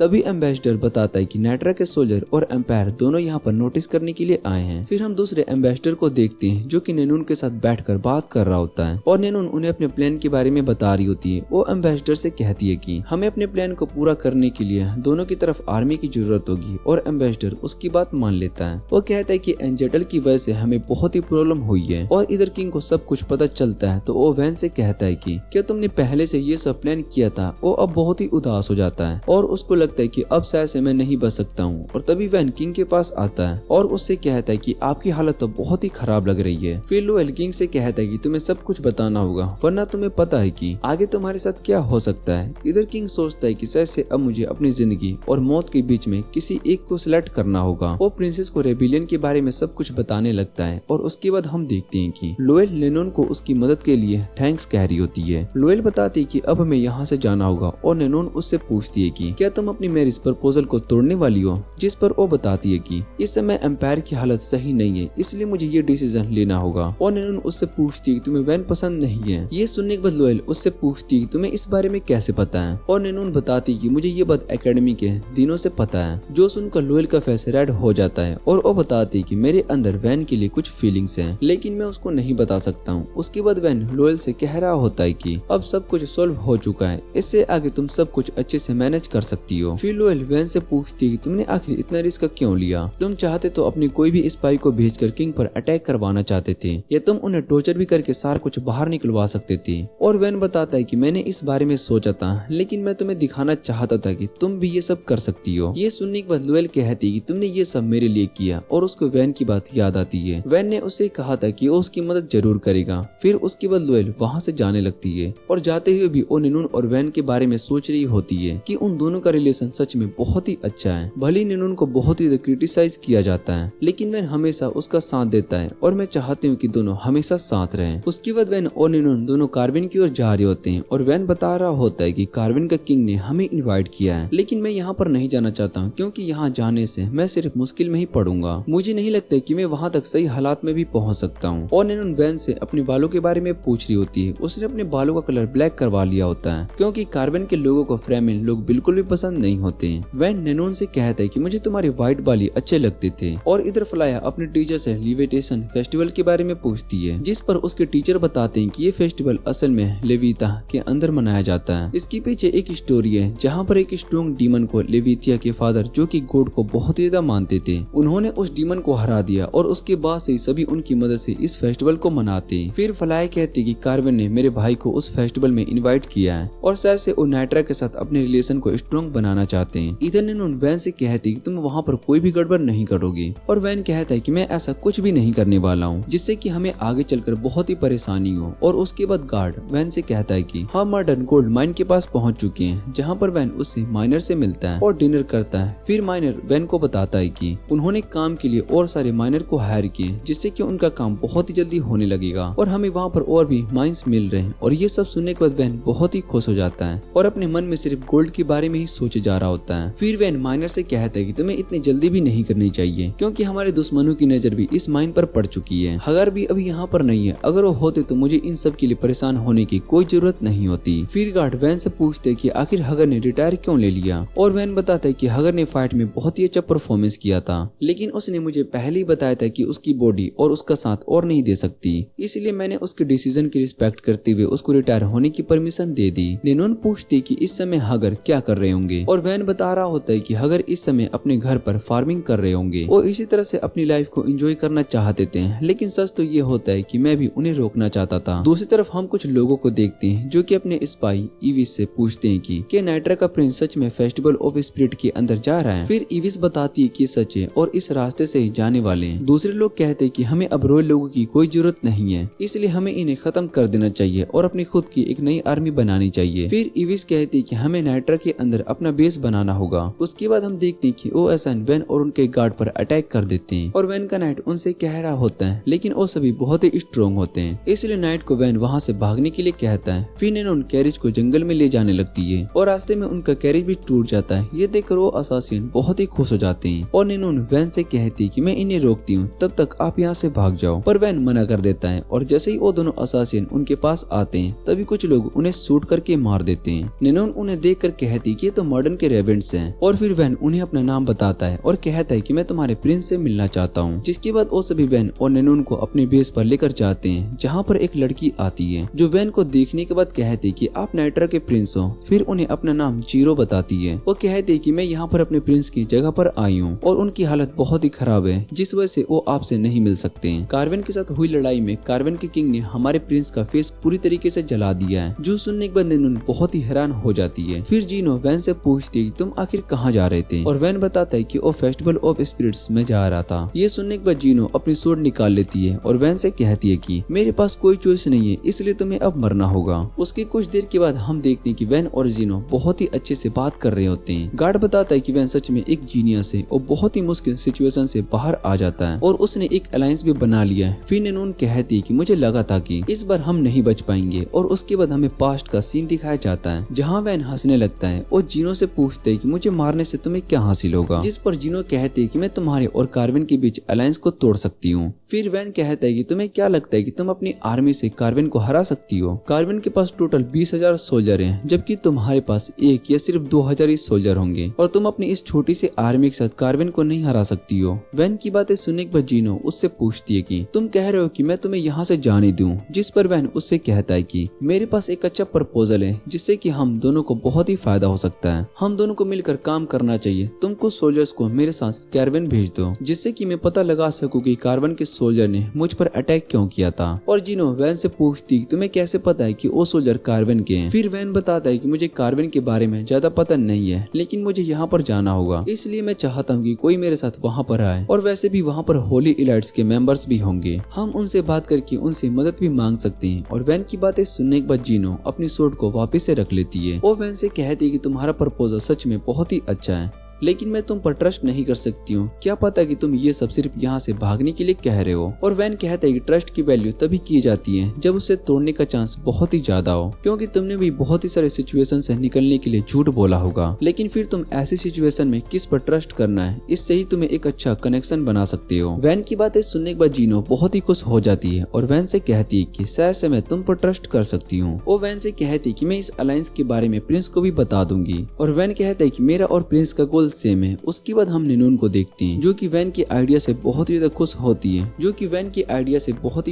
है। फिर वैन और बाकी सभी टेस्टोरिया पहुंच जाते हैं जो कि कार्वेन का कैपिटल होता है। उसके बाद वैन उन्हें अपना प्लान बताता है और कहता है कि मैं कार्वेन के किंग से मिलने के लिए जाऊंगा और मेरे साथ रेलकेम जाएगा। और नेनोन से कहता है कि तुम दूसरी टीम को लीड करोगी और यहाँ की सारी इंफॉर्मेशन के बारे में पता करोगी। फिर वो जीनो से पूछते है कि तुम क्या करने वाली हो, और जीनो बताती है कि मैं भी अपनी टीम के साथ यहाँ पर इंफॉर्मेशन निकालने के लिए जाऊंगी। जाऊंगी। जो सुनकर वैन उससे कहता है कि तुम्हें निनून के साथ मिलकर काम करना चाहिए। फिर वैन और रेक्लम दोनों कैरविन के कमांडर के साथ किंग के पास जा रही होती हैं और उन्हें देखने के बाद रेक्लम अपनी सोर्ड निकाल रहा होता है, लेकिन वैन उसको रोक लेता है और फिर वैन उससे कहता है कि उसके साथ वाले सोल्जर के हाथ पर चोट लगा है, हम पर जिसने अटैक किया था और उसके भी हाथ पर वही एरो लगा था। इसका मतलब हो सकता है कि उन्होंने ही हम पर अटैक किया होगा, लेकिन इस बात का हमारे पास कोई प्रूफ नहीं है, इसलिए हमें आगे देखना चाहिए। और तभी वहाँ पर कार्विन का किंग आ जाता है। वो वैन को देखकर बहुत ही खुश हो जाता है और उससे कहता है कि मैं तुमसे बहुत ही टाइम से मिलना चाहता था। फिर वो वैन को अपने साथ लेकर जाने लगता है और उससे कहता है कि हमें बैठकर बात करनी चाहिए। दूसरी तरफ जिनो किसी को भी देखकर बहुत ही गुस्सा हो जाती है और उसको मारने के लिए जा रही होती है, लेकिन निनून वहाँ पर आकर उसको रोक लेती है। फिर निनून जिनो से कहती है कि तुम्हें इस बात का पता भी है कि तुम किसी को मारने की कोशिश कर रही थी, और जिनो उसको बताते कि उस आदमी का नाम होलोनी है। उसने मर्डन को धोखा दिया था, जिस वजह से मर्डन कार्विन से हार गई, वरना हमारी आर्विन कार्विन से नहीं हार सकती थी। फिर निनून उससे पूछती है कि क्या तुमने अपनी फैमिली को खो दिया, और जिनो बताती है कि इस वॉर में उसकी फैमिली भी मारी गई, लेकिन ये सब बस इसके कारण हुआ था। और निनून बताती है कि उसने मर्डन को धोखा असल में कार्विन का ट्रस्ट जीतने के लिए किया था। मुझे पता है कि तुम उस आदमी को मारना चाहती हो, पर इस समय हम ऐसा नहीं कर सकते क्योंकि इससे वैन प्रॉब्लम में फंस सकता है। जिनो निनून की बात मान लेती है और निनून वैन के बारे में सोच रही होती है। इधर किंग वैन को अपने साथ एक रूम में ले आता है, जहाँ वो सभी होली इलाइट्स को वैन के बारे में बताता है। वैन उन सभी को वहाँ पर देखकर सोचने लगता है कि ये सब यहाँ पर क्या कर रहे हैं, और इस तरह से तो मेरा प्लान भी फेल हो जाएगा। तभी उसमें से एक वैन को देखकर कहती कि नाइट्रा का प्रिंस यहाँ पर क्या कर रहा है। फिर किंग उन सभी से कहता है कि मैं चाहता हूँ कि प्रिंस वैन भी होली इलाइट्स का एक मेंबर बने, और ये सुनने के बाद वैन बहुत ही हैरान हो जाता है। फिर वैन निनून को बताता है किंग उसको होली इलाइट का मेंबर बनाना चाहते हैं, जो सुनकर निनून भी बहुत ही हैरान हो जाती है। वो वैन से पूछती है कि होली का मेंबर होने के लिए तुम्हें फाउंडर के ब्लड लाइन से रिलेटेड होना होगा, ये तो उनके डिसेबल फैमिली से ही होगा। और वैन बताता है कि वो असल में उसके डिसेबल फैमिली से ही बिलोंग करता है। हमारा नाइट्रा किंगडम असल में उसके ब्लड लाइन से ही है, इसलिए मैं होली इलाइट का ही मेंबर बन सकता हूँ। फिर निनून उससे पूछती है कि क्या तुम सच में होली इलाइट को ज्वाइन करने वाले हो, और वैन बताता है कि इसमें क्या फायदा है, इससे वो अपने और कुछ भी कनेक्शन भी बना सकता है और होली इलाइट के बाकी मेंबर से बहुत ही सारी इन्फॉर्मेशन भी पता कर सकता है। फिर निनून उससे पूछते हैं क्या तुम जिनो को भी अपने साथ लेकर जाओगी, और वैन हाँ कहता है। उसके बाद वैन और जिनो सबसे पहले कमेला से मिलने के लिए जा रहे होते हैं, और वैन बताता है कि वो यहाँ के चर्च में रहती है। फिर वैन कमेला के पास आता है और उससे कहता है कि आप होली इलाइट के मेंबर होने के साथ साथ इस चर्च में एक प्रेस्टिस भी है। उसके बाद कमेला उससे कहती है कि तुम होली इलाइट के मेंबर बनने के लिए काबिल हो, लेकिन तुम्हें एक कंडीशन को पूरा करना होगा। वैन उस कंडीशन के बारे में पूछता है और कमेला उससे कहती है कि तुमने मर्डन की आर्मी के साथ वॉर करके उन्हें हराया था, जिससे कि वहाँ के लोगों को अपने बुरे किंग से आजादी मिल पाई है। और वैन सोच रहा होता है कि ये सब झूठ है। फिर कमेला कहती है कि तुमने कार्विन के साथ मिलकर मर्डन को हराया था, लेकिन अभी भी मर्डन के कुछ लोग बचे हुए। हम चाहते हैं कि वो सभी अब कार्विन का हिस्सा बन जाए, और जो ऐसा करने से मना करते हैं हम उन सभी को मारना होगा। इस तरह से हम मर्डन के सभी लोगों को खत्म करके उनकी डेड बॉडीज को पूरे एम्पायर में दिखाएंगे, जिससे कि उन सभी को प्रूफ मिल सकेगी उनका नेशन अब बुरे लोगों से पूरी तरीके से आजाद है। फिर कमेला जिनो की तरफ देखती है और उससे पूछती है कि क्या तुम्हारी हालत खराब हो रही है, और जिनो बताती है कि वो बिल्कुल ठीक है। वैन उसकी बातें सुनने के बाद वहाँ से चला जाता है और कमेला आउल से कहती है कि क्या तुम्हें अब सब कुछ सही लग रहा है। आउल कमेला से कहती है कि अगर उन्होंने वायलेंस करना शुरू कर दिया, और कमेला बताती है कि इससे उन्हें ही फायदा होगा। दूसरी तरफ निनून कार्विन के कमांडर और होलोनी पर नजर रखे हुए होती है। फिर उसको पता चलता है कि उन्होंने वैन को मारने के लिए एक प्लान बनाया है, जो सुनकर वो बहुत ही हैरान होती है। दूसरी तरफ इविस और उसके लोगों ने मर्डन के गोल्ड माइन के हेड को पकड़ कर रखा होता है। इधर आउल कमेला से पूछता है कि क्या आप सच में प्रिंस वैन को होली इलाइट का मेंबर बनाना चाहती है, जिस पर वो हाँ कह देती है और कहती है कि वैन मर्डन को पूरी तरीके से खत्म करने में तुम्हारी मदद कर सकता है। लेकिन आउल बताता है कि प्रिंस वैन असल में हमारे लिए बहुत ही बड़ा खतरा है, और कमेला कहती है कि अब बहुत ही देर हो चुकी है, इसलिए प्रिंस वैन कुछ भी नहीं कर सकता। इधर फलाया टीचर से पूछती है कि भला कार्विन कैसा नेशन है, और टीचर बताते हैं कि कार्विन असल में अपने ब्लड लाइन को लेकर बहुत ही सीरियस रहते हैं, इसलिए वहाँ पर कास्ट सिस्टम का बहुत ही यूज करते हैं और अपने से नीचे कास्ट वाले लोगों को स्लेव की तरह ट्रीट करते हैं। यहाँ तक कि उन्होंने बहुत ही सारे स्लेव्स को भी मारा है, और नाइट्रा भी उनके ब्लड लाइन का हिस्सा है। दूसरी तरफ वह निनून को सब कुछ बता देती है। कार्विन का कमांडर और होलोनी ने आपको मारने का प्लान बनाया है। वैन बताता है कि उसने भी होली इलाइट से बहुत सारी इन्फॉर्मेशन निकाली है। असल में कार्विन ने मर्डन मॉडर्न के साथ वॉर में हमारी मदद इसलिए की थी क्योंकि उन्हें भी मॉडर्न का गोल्ड माइन चाहिए था, लेकिन किंग वॉर नहीं करना चाहता था, इसलिए उसने होली इलाइट का यूज किया और होली इलाइट को भी इसमें अपना फायदा दिख रहा था, जिस वजह से उन्होंने किंग का साथ दिया। लेकिन नाइट्रा मॉडर्न से वॉर में जीत गई और हमने उनके माइन पर भी कब्जा कर लिया। जब ये बात कार्विन के किंग को पता चली तो उन्होंने मुझे होली इलाइट का मेंबर बनने के लिए यहाँ पर इनवाइट किया ताकि मैं किंग के एहसान के नीचे दबा रहूं। और तभी रूम में जिनो आ जाती है। वो वैन से कहते कि मैं कल तुम्हारे साथ किंग से मिलने के लिए जाऊंगी, पर वैन उसको साथ ले जाने से मना कर देता है और कहता है कि मैं तुम्हें किंग को मारने नहीं दूंगा, जिस पर जिनो बताती है कि मैं किंग को नहीं मारने वाली हूँ। और वैन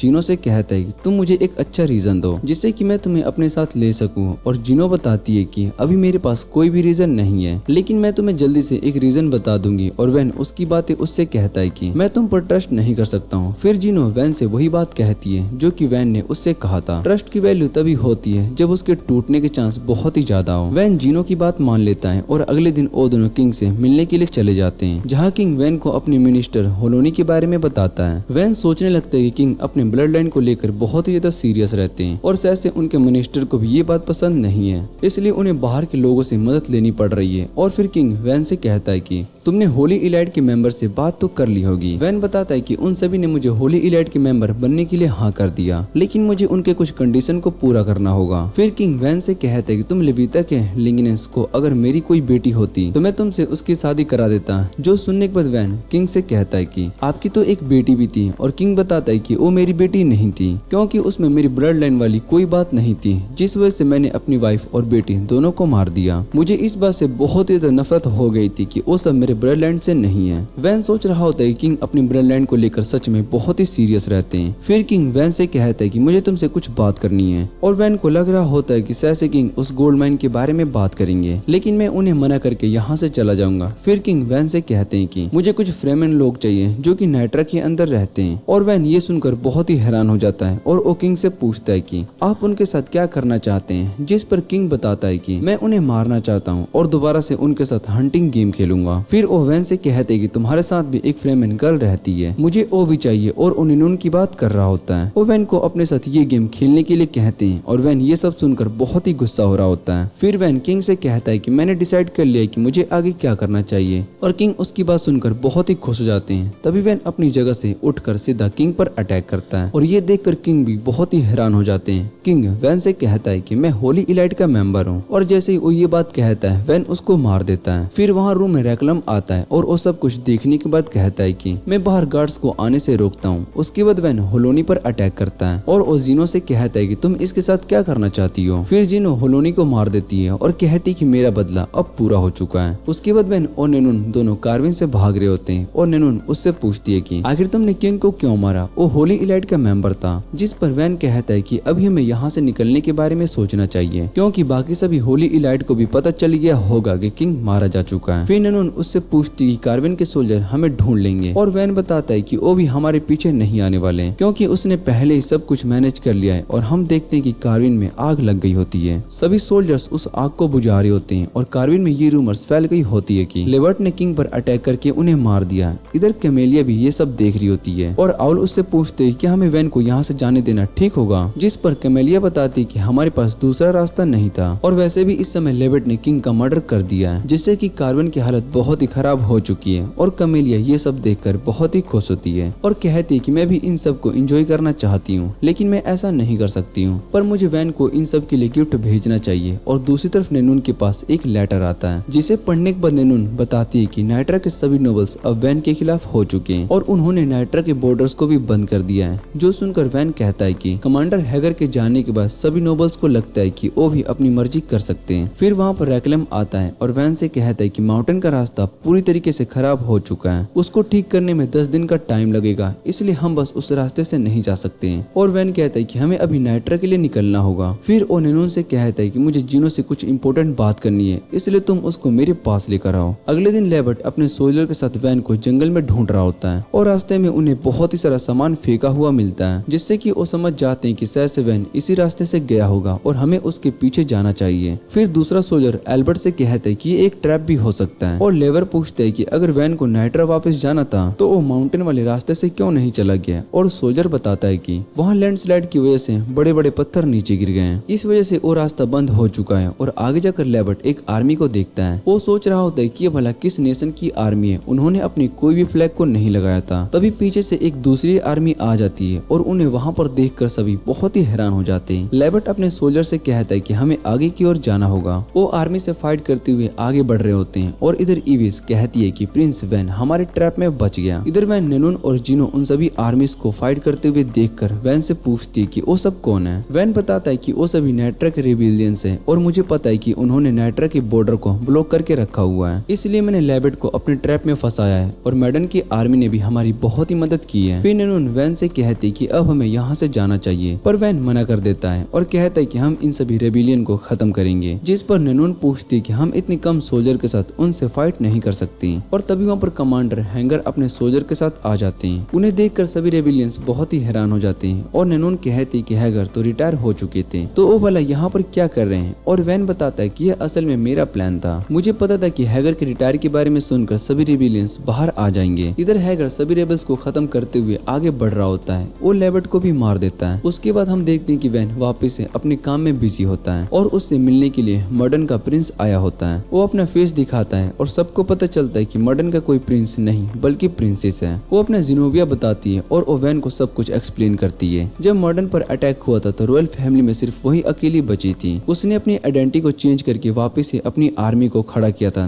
ताकि वो अपने नेशन को बचा सके। इसलिए वो कुछ ऐसे लोगों को ढूंढ रही थी जिस पर वो ट्रस्ट कर सके। और जिनोविया बताती है कि मेरे फादर असल में मुझसे बहुत ही नफरत करते थे, इसलिए उन्होंने मुझे रॉयल पैलेस से दूर भेज दिया और मैं मर्डन से दूर एक विला में रहती थी और उसी वजह से वॉर की बात में बच गई। दूसरी तरफ हम कैमेलिया को देखते हैं जो कि बता रही होती है कि मर्डन की बची हुई आर्मी अब नाइट्रा की मदद ले रही है। जो सुनकर इविस कैमेलिया से कहती कि ये सब मेरी गलती है और मुझे वैन पर अच्छे से नजर रखना चाहिए था। फिर कैमेलिया एविस से कहती कि अब हमें एक अच्छा प्लान बनाना होगा। और दूसरी तरफ जिनोविया वैन से कहती कि तुम मर्डन को नाइट्रा का एक वेटरन स्टेट बना लो। जो सुनकर वैन बहुत ही हैरान हो जाता है और जिनोविया कहती है कि मैं अपनी रॉयल फैमिली में सिर्फ अकेली मेंबर बची हूँ, मुझे नेशन को रूल करना अच्छा नहीं लगता है, इसलिए मैं चाहती हूँ कि तुम इसमें मेरी मदद करो और इस तरह से मर्डन तुम्हारी शील्ड बनकर काम करेगी। वैन उसकी बात मान लेता है और बाकी सभी लोग बात करने लगते हैं। पहले हमने वॉर में मर्डन के साथ फाइट करी, उसके बाद हम उसके साथ अलायंस कर रहे हैं। 200 साल से ऐसा कुछ भी नहीं हुआ, लेकिन अब हमारा नेशन बहुत ही अच्छे से ग्रो कर रहा है। ये सब देखकर बाकी सभी बहुत ही खुश हो जाते हैं और वैन सोचने लगता है कि आखिर मैंने ऐसा क्यों किया जिस वजह से मेरे साथ ये सब हो रहा है। मैं तो बस एक नॉर्मल लाइफ जीना चाहता हूँ। उसके बाद हम लोयल को देखते हैं जो कि मेयर से बात कर रही होती है और मेयर बताता है कि एम्पायर में बहुत ही सारे गेस्ट आने वाले हैं, इस समय थ्रोन के सभी वारिस को बैठकर बात करना चाहिए। और लोयल उनकी बात समझ जाती है। फिर वो अपने रूम में ब्रैंडल से कहते कि मैं मेयर के सामने अपना प्लान फेल नहीं होने दे सकती हूँ। ब्रैंडल लोयल से कहते कि मेयर एक अच्छे इंसान है और यहाँ लोग मेयर को बहुत ही सपोर्ट करते हैं, इसलिए हमें उनके साथ की जरूरत पड़ेगी। और फिर लोयल वहाँ पर बोर हो रही होती है, इसलिए वो ब्रैंडल से कहती कि मैं गेस्ट को देखने के लिए जा रही हूँ। जिस पर ब्रैंडल लोयल से कहती कि आपको ये करने की कोई जरूरत नहीं है, इससे आपकी प्रिंसेस इमेज खराब हो सकती है। फिर लोयल बताती कि हमें अपने गेस्ट की रिक्वेस्ट करनी चाहिए, इसलिए हम नाइट्रा से आए अपने गेस्ट से मिलने के लिए जा रहे हैं। असल में लोयल वैन का परेशान फेस देखना चाहती है और जैसे ही वो नीचे आती है वो बहुत ही हैरान हो जाती है क्योंकि वैन की जगह पर उसकी वैन फैलाया आई थी। और हम वैन को देखते हैं जो अपने मिनिस्टर के साथ बैठकर मीटिंग कर रहा होता है और वो उनसे पूछता है कि हमें एम्पायर की इन्विटेशन को एक्सेप्ट कर लेना चाहिए। जिस पर मिनिस्टर वैन से कहता है कि आपका अभी एम्पायर जाना ठीक नहीं होगा, इसमें बहुत ही रिस्क है। फिर दूसरा मिनिस्टर कहता है कि अगर हम एम्पायर की इन्विटेशन को एक्सेप्ट नहीं करेंगे तो शायद से हमारे बीच में हुए अलायंस में प्रॉब्लम आ सकती है। सब इस बारे में सोच रहे होते हैं कि अब उन्हें क्या करना चाहिए। और तभी फलाया कहती कि वो अपने भाई की जगह पर एम्पायर करेगी और तभी फलाया कहती कि वो अपने भाई की जगह पर एम्पायर जाएगी। ये सुनने के बाद सभी बहुत ही हैरान हो जाते हैं और वैन अपनी बहन की बात सुनकर खुश हो जाता है। वो सोच रहा होता है कि फलाया को वहाँ पर देखकर लोयल भी बहुत ही हैरान हो जाएगी। वैन फलाया से कहता है कि तुम और नेनून दोनों साथ में एम्पायर जाओगे। उसके बाद नेनून फलाया को बता रही होती है कि लोयल और उसके भाई सब किंग की पोजीशन के लिए आपस में ही लड़ रहे हैं। लोयल हमें इसलिए इन्वाइट किया था ताकि वो हमारा सपोर्ट जीत सके और उसने पहले से कुछ नेशन को अपने साइड कर लिया है। वो सभी लोग असल में एम्पायर के फ्यूचर को लेकर डरे हुए हैं, लेकिन लोयल की आर्मी असल में उसके भाइयों की आर्मी से छोटी है। लेकिन अगर कोई भी लोयल पर अटैक करता है तो वो खुद एक विलेन बन जाएगा और ये सब असल में सब कुछ लोयल ने प्लान किया है। ये सब सुनने के बाद फलाया कहती है कि लोयल तो सच में बहुत ही स्मार्ट है। उसके बाद लोयल फलाया को अपने भाइयों से मिलवाने के लिए जाती है जहाँ पर उसका भाई फलाया से मिलता है। फिर प्रिंस मेलफ्रेड फलाया को देखने के बाद उससे कहता है कि मैंने तुम्हारे बारे में सुना है। फलाया अपने भाई की बात याद करती है कि उसने उसको मेलफ्रेड मैलफ्रेड के बारे में बताया था कि वो सबसे छोटा प्रिंस है। इस समय मैलफ्रेड सभी नेशन को अपने साथ कर रहा है ताकि आगे चलकर वो उनके सपोर्ट से किंग बन सके। उसने सभी नेशन से कहा है कि वो आगे चलकर उनका प्रॉफिट करेगा। उसके बाद प्रिंस बर्लॉक फ्लाया को देखकर कहता है कि तुम अपने भाई की जगह पर आए हो। फिर फ्लाया याद करती कि वैन ने बारलॉक के बारे में भी उसको बताया था कि इसको बचपन से एक वॉरियर की तरह ट्रेन किया जा रहा है, इस वजह से बहुत ही ज्यादा स्ट्रॉन्ग है। और उसके बाद थर्ड प्रिंस जो कि तीनों में से सबसे बड़ा होता है, वो कहता है कि मुझे नहीं लगता है कि नाइट्रा की तरफ से यहाँ पर कोई भी आने वाला है। वैन ने फ्लाया को डेमेट्रो के बारे में बताया था, वो लोएल का सबसे बड़ा भाई है, लेकिन वो भी प्रिंस गेलार्ड की तरह बेवकूफ है। फिर डेमेट्रो फ्लाया से कहता है कि मुझे प्रिंस वैन से बात करनी थी, लेकिन उसकी जगह पर तुम आई हो। जो सुनकर लोएल अपने भाई से कहती कि हमें अपने गेस्ट को अच्छे से ट्रीट करना चाहिए। इधर मैलफ्रेड फ्लाया से कहता है कि मुझे तुमसे कुछ बात करनी है, पर फ्लाया उसको मना कर देती है। जो सुनकर मैलफ्रेड उससे उसका रीजन पूछता है और फ्लाया बताती है कि मुझे अभी प्रिंस लोएल से बात करनी है, इसलिए मैं आपसे बाद में बात करूंगी। और इतना कहने के बाद वो सभी वहाँ से चले जाते हैं। फिर लोएल फ्लाया से पूछती है क्या तुम सच में मुझसे बात करना चाहती हो, पर लोएल फ्लाया से कहती कि अभी बहुत ही देर हो चुकी है, इसलिए तुम रेस्ट करो, हम बाद में बात कर लेंगे। और वो वहाँ से जाने लगती है, लेकिन जाने से पहले वो नूनून की तरफ देखती है। फिर नूनून फ्लाया से कहती है कि आज आपने सब कुछ बहुत ही अच्छे से हैंडल किया। और फ्लाया बताती है कि मेरी जगह पर मेरा भाई होता तो वो सब कुछ और अच्छे से हैंडल कर लेता, लेकिन इस समय उसके ऊपर बहुत ही सारा प्रेशर है, इसलिए मैं उसकी मदद करना चाहती हूँ। फिर नूनून फ्लाया से कहती है कि आप बहुत ही अच्छा कर रही हो। वो बताती है कि मुझे अभी जाना होगा और वो ननाकी से कहती है कि तुम फ्लाया को ध्यान रखना। इतना कहने के बाद नूनून बाहर लोएल से मिलने के लिए जाती है और उससे कहती है कि तुम्हें जो बात करनी है वो जल्दी करो, मुझे फ्लाया के पास भी जाना है। और ये सुनने के बाद लोएल नूनून से कहती है क्या फ्लाया मुझसे ज्यादा इम्पोर्टेंट है। फिर नूनून गुस्सा होकर कहती कि इस समय फ्लाया तुमसे ज्यादा इम्पोर्टेंट है, और अगर तुमने मुझे नहीं बताया तो मैं वैन को तुम्हारे बारे में बता दूंगी। और फिर लोएल उससे कहती है कि मैं नाइट्रा से एक डील करना चाहती हूँ। फिर नूनून उस डील के बारे में पूछती है, मुझे नाइट्रा का सपोर्ट चाहिए, इसलिए फ्लाया अगर सभी के सामने ये कह देती है कि नाइट्रा उसके साथ है तो सब कुछ आसानी से हो जाएगा। फिर नूनून उससे पूछती कि इन सब के बदले में हमें क्या मिलेगा। उसके बाद सीन चेंज हो जाता है और इधर ननाकी फ्लाया को बताता है कि लंबे लोगों के ऊपर सभी का ध्यान बहुत ही जाता है, इसलिए वो आदमी छोटा होने के बाद भी सभी को अपनी तरफ अट्रैक्ट कर रहा है और सभी लोगों के पैर भी उसकी तरफ हैं, जिससे कि पता चलता है कि वो सभी लोग उसकी बातों में बहुत ही इंटरेस्ट ले रहे हैं। और फ्लाया उससे पूछती कि तुम्हें ये सब कैसे पता, जिस पर ननाकी बताती है कि मैं एक बॉडीगार्ड हूँ और मुझे लोगों की बॉडी लैंग्वेज से उनके बारे में पता चल जाता है। फिर ननाकी उससे पूछते कि भला आप लोगों को ऑब्जर्व करना क्यों सीख रही हो। और फ्लाया बताती कि मैं भी लोएल की तरह बनना चाहती हूँ। वो अपनी बातों से कोई भी सिचुएशन को आराम से हैंडल कर लेती है और वो सभी को कंट्रोल करना भी जानती है।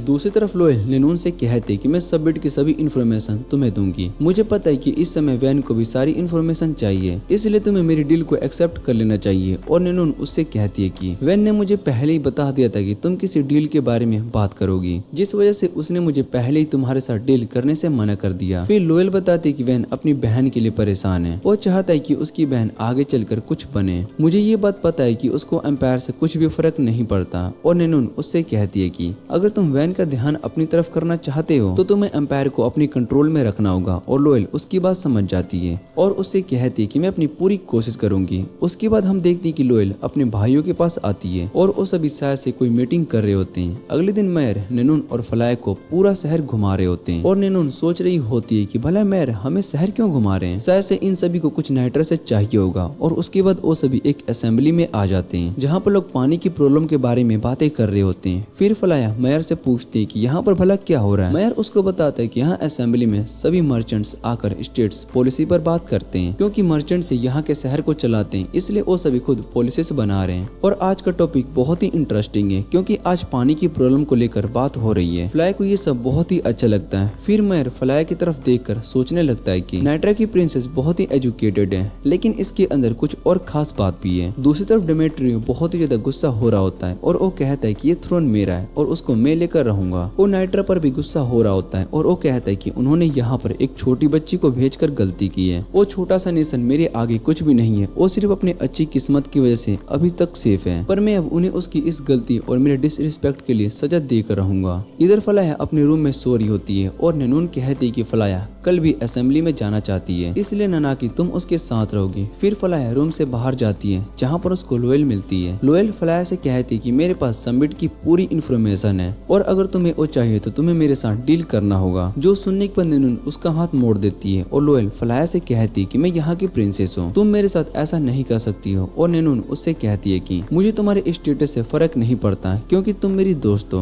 और फिर वहाँ पर एक मेड आ जाती है और नैनून को बताती है कि प्रिंसेस डेमेट्रो आपसे और प्रिंसेस फलाया से मिलना चाहते हैं। उसके बाद वहाँ पर डेमेट्रियो आ जाता है और वो लोयल से पूछता है कि तुम यहाँ पर क्या कर रही हो। और लोयल बताती है कि मैं फलाया के साथ चाय पी रही थी। फिर फलाया प्रिंस से पूछती कि आप यहाँ पर किस काम से आई हो। और डेमेट्रियो बताते है कि मैं प्रिंसेस फलाया से शादी करने के लिए आया हूँ। जो सुनकर सभी बहुत ही हैरान हो जाते हैं और फलाया इसका रीजन पूछती है, जिस पर डेमेट्रियो बताती है कि अभी हालत को देखते हुए नाइट्रा और एम्पायर के बीच के अलायंस को स्ट्रॉन्ग बनाना चाहता हूँ, इसलिए ये प्रपोजल सबसे अच्छा होगा। और उसकी बातें सुनने के बाद फलाया उससे कहती है कि आप नाइट्रा के बारे में सोच रहे हैं, इस बात से मैं बहुत ही खुश हूँ। और लोयल अपने भाई से कहती है कि कुछ ज्यादा ही जल्दी नहीं हो जाएगा, हमें थोड़ा टाइम लेकर इस बारे में सोचना चाहिए। और डेमेट्रियो कहता है कि इसमें दोनों नेशन का फायदा है, इसलिए ज्यादा सोचने की कोई जरूरत नहीं है, तुम्हें सीधा हाँ कर देनी चाहिए। और वो मन में ही सोच रहा होता है कि अब वैन मेरे ट्रैप में फंस जाएगा क्योंकि वैन यहाँ पर नहीं है। और अगर एक बार मेरी शादी फलाया से हो गई तो नाइट्रा भी मेरे कंट्रोल में आ जाएगा। फिर वो फलाया से कहता है कि तुम्हें ये डिसीजन खुद लेना होगा क्योंकि इस समय तुम्हारा भाई यहाँ पर नहीं है। जो सुनने के बाद फलाया सोचती कि मुझे ये डिसीजन खुद ही लेना होगा और मुझे पता है कि डेमेट्रियो कुछ गलत करने के बारे में ही सोच रहा है। फिर फलाया कहती कि मैं भी बहुत ही छोटी हूँ और मुझे इन सब के बारे में ज्यादा कुछ नहीं पता, इसलिए मुझे थोड़ा टाइम लगेगा। इस मैटर के बारे में मुझे अपनी फैमिली से भी बात करनी पड़ेगी। उसकी बातें सुनने के बाद डेमेट्रियो गुस्सा हो जाता है और उससे कहता है कि तुम्हारे नेशन को खत्म कर दूंगा, जिस वजह से तुम्हें अपनी इस बात से बहुत ही रिग्रेट फील होगा। और तभी वहाँ पर वैन आ जाता है। वो कहता है क्या तुम सभी नाइट्रा के बारे में कुछ गलत करने के बारे में सोच रहे हो। और वैन को देखने के बाद डेमेट्रियो बहुत ही हैरान हो जाता है। फलाया अपने भाई को वहाँ पर देखकर पूछती कि तुम यहाँ पर क्या कर रहे हो। और वैन बताता है कि उसने अपने काम को खत्म कर लिया था, इसलिए वो अब यहाँ पर सेरेमनी को अटेंड करने के लिए आया है। और वैन नैनून के पास आता है और उसे यहाँ की सिचुएशन के बारे में पूछता है। नैनून उसको एक पेपर पर लिख कर देती कि डेमेट्रियो असल में फलाया से शादी करना चाहता है। जो पढ़ने के बाद वैन सोचने लगती कि आखिर इसने ये डिसीजन क्यों लिया। फिर डेमेट्रियो वैन को वहाँ पर देखने के बाद उससे कहता है कि तुम इस प्रपोजल के बारे में क्या सोचते हो। जो सुनने के बाद वैन उससे कहता है कि मुझे ये प्रपोजल बहुत ही अच्छा लगा, इस शादी से दोनों नेशन का अलायंस बहुत ही स्ट्रॉन्ग हो जाएगा, हमारे बीच में एक अच्छा सा कनेक्शन भी बन जाएगा, मतलब कि रिलेशन। और मुझे इस शादी से कोई प्रॉब्लम भी नहीं है क्योंकि दोनों नेशन के बीच में 2 मैरिज होगी। और ये सुनने के बाद डेमेट्रियो वैन से पूछता है कि तुम कहना क्या चाहते हो। फिर वैन बताता है कि मेरी और लोयल की मैरिज की प्रपोजल की बात चल रही है। और डेमेट्रियो ये सुनने के बाद बहुत ही हैरान हो जाता है। लोयल कहती है कि वैन एक अच्छा रूलर है और सभी को वैन बहुत ही पसंद है, इसलिए ये एक अच्छा प्रपोजल होगा। फिर डेमेट्रियो लोयल से कहता है कि तुम ऐसा नहीं कर सकती हो। और लोयल उससे कहती कि इस समय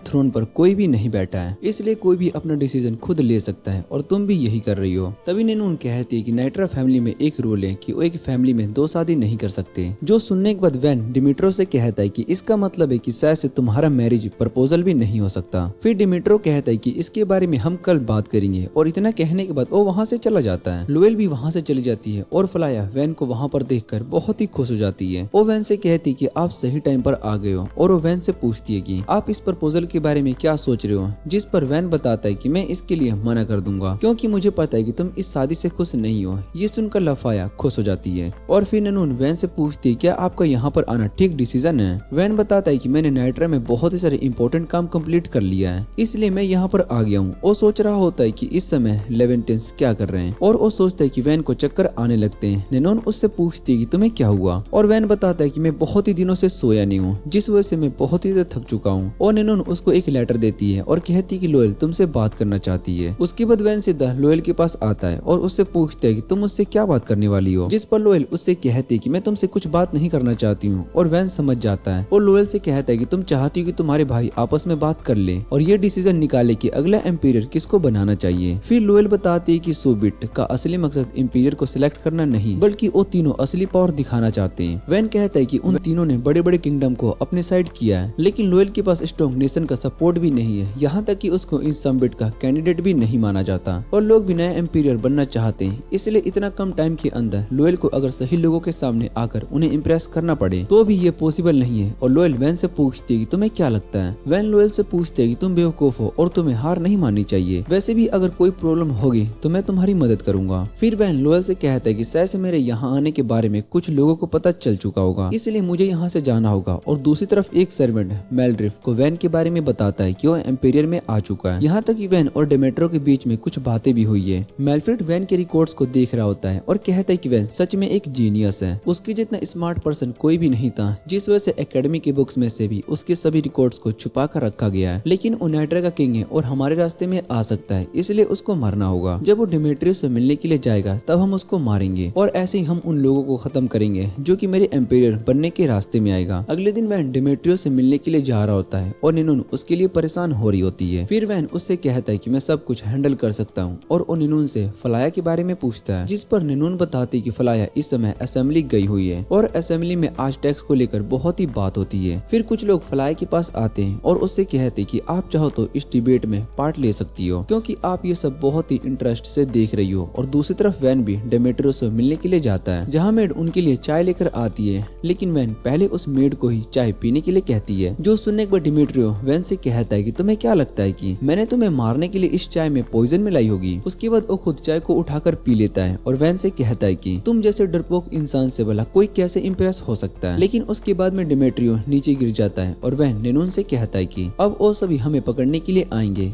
इधर बाहर लोग कहता है कि मेल्फ्रेड ने डिमिट्रियो को पॉइजन से मारने की कोशिश की है, लेकिन डिमिट्रियो बच जाता है। इधर वह निनून से कहता है कि उन्हें भी सस्पेक्ट की तरह देखा जा रहा है और हमें जल्दी से कोई न कोई प्लान बनाना होगा। तभी वहाँ पर एक गार्ड आता है और वो बताता है कि लेवेटिया की आर्मी यहाँ पर आ रही है, जो सुनकर वैन बहुत ही हैरान हो जाता है। दूसरी तरफ कैमेलिया और इविस दोनों साथ में होते हैं और कैमेलिया कहते हैं कि लेवेटिया अब एम्पायर के कब्जे से आजाद होने वाला है, हमें वैन से बहुत ही ज्यादा उम्मीद है। और इधर वैन आता है और इन सब के पीछे कैमेलिया होगी, आखिर वो करना क्या चाहती है। तीनों एम्पायर में पहले तीनों प्रिंस आपस में लड़ रहे हैं और लेवेतिया की आर्मी भी यहाँ पर अटैक करने के लिए आ रही है। फिर निनून बताते कि मेलेतिया में टोटल 30,000 लोग हैं और लेवेतिया आर्मी भी शायद से इतनी ही बड़ी होगी। वैन कहता है कि हमें यहाँ के लोगों को भी प्रोटेक्ट करना है और उससे पहले यहाँ से निकलने के लिए प्लान बनाना होगा। तभी वो बेहोश हो जाता है और निनून फलाया दोनों वैन के पास आते हैं। फिर फलाया कहती है कि अगर उसका भी सही होता तो इस सिचुएशन को हैंडल कर लेता, इसलिए अब मुझे कुछ करना होगा। इतना कहने के बाद वो वहाँ से जाने लगती है और निनून उससे कहती है कि तुम्हें कोई रिस्की काम करने की कोई जरूरत नहीं है। दूसरी तरफ हम असेंबली को देखते हैं, जहाँ पर सभी लोग आपस में लेवेतिया को लेकर बहुत ही बहस कर रहे होते हैं। वो कहते हैं कि हमें वेस्ट साइड के नेशन को सपोर्ट करना चाहिए और कुछ इस बात के लिए मना कर रहे होते हैं। तभी वहाँ पर फलाया आ जाती है और नना की फलाया से कहती है कि तुम्हें सोच समझ कर बात करनी होगी। उसके बाद फलाया सभी से कहती है कि आप सभी को इस तरीके से परेशान नहीं होना चाहिए, मिलितिया की असली पावर आप लोग ही है और इस प्रॉब्लम को सोल्व करने के लिए आप सबको मिलकर काम करना होगा। इधर वैन होश में आ जाता है और उसको देखकर निनून बहुत ही खुश हो जाती है और उससे कहते कि तुम्हें ज्यादा काम करने की जरूरत नहीं है, तुम्हें अपनी हेल्थ पर भी ध्यान देना चाहिए। और वैन उससे माफी मांगता है और उससे कहता है कि मैं अगली बार से ध्यान रखूंगा। फिर उसके बाद फलाया भी अपने भाई से मिलने के लिए आती है और वैन उसके काम से बहुत ही खुश होता है, लेकिन आगे भी एक काम है जो कि सिर्फ तुम ही कर सकती हो। उसके बाद हम देखते हैं कि शहर के बीच में फलाया सभी लोग से कह रही होती है कि मेल्टियर असल में ऐसा नेशन है जहाँ पर सभी नेशन के लोग आते हैं। इस शहर को यहाँ के लोगों ने बनाया है, लेकिन अभी आप सभी को यहाँ से जाना होगा और ये सब बस कुछ टाइम के लिए एवेक्यूएशन है। आप सभी अपनी जीत की ओर बढ़ते ही जा रहे हो। और वैन निनून लफाया को देखकर बहुत ही खुश हो रहे होते हैं। उसके बाद सभी लोग नेशन के बाहर आ रहे होते हैं, जो देखकर मेल्फ्रेड भी सोच रहा होता है कि ये सब कुछ कहाँ जा रहे हैं। दूसरी तरफ इविस कैमेलिया को बताती है कि मेल्टियर के 30,000 लोग हमारे प्रोटेक्शन के लिए आ रहे हैं। कैमेलिया बताती है कि हम इतने सारे लोग को अपने साथ ही रख सकते हैं और आखिर यहाँ क्या हो रहा है। तभी वहाँ पर वैन आ जाता है और वो कैमेलिया से कहता है कि अगर तुम सभी किसी प्रॉब्लम में आ जाते हो तो मुझे बता सकते हो, मैं तुम्हारी प्रॉब्लम सॉल्व करने में मदद कर सकता हूँ।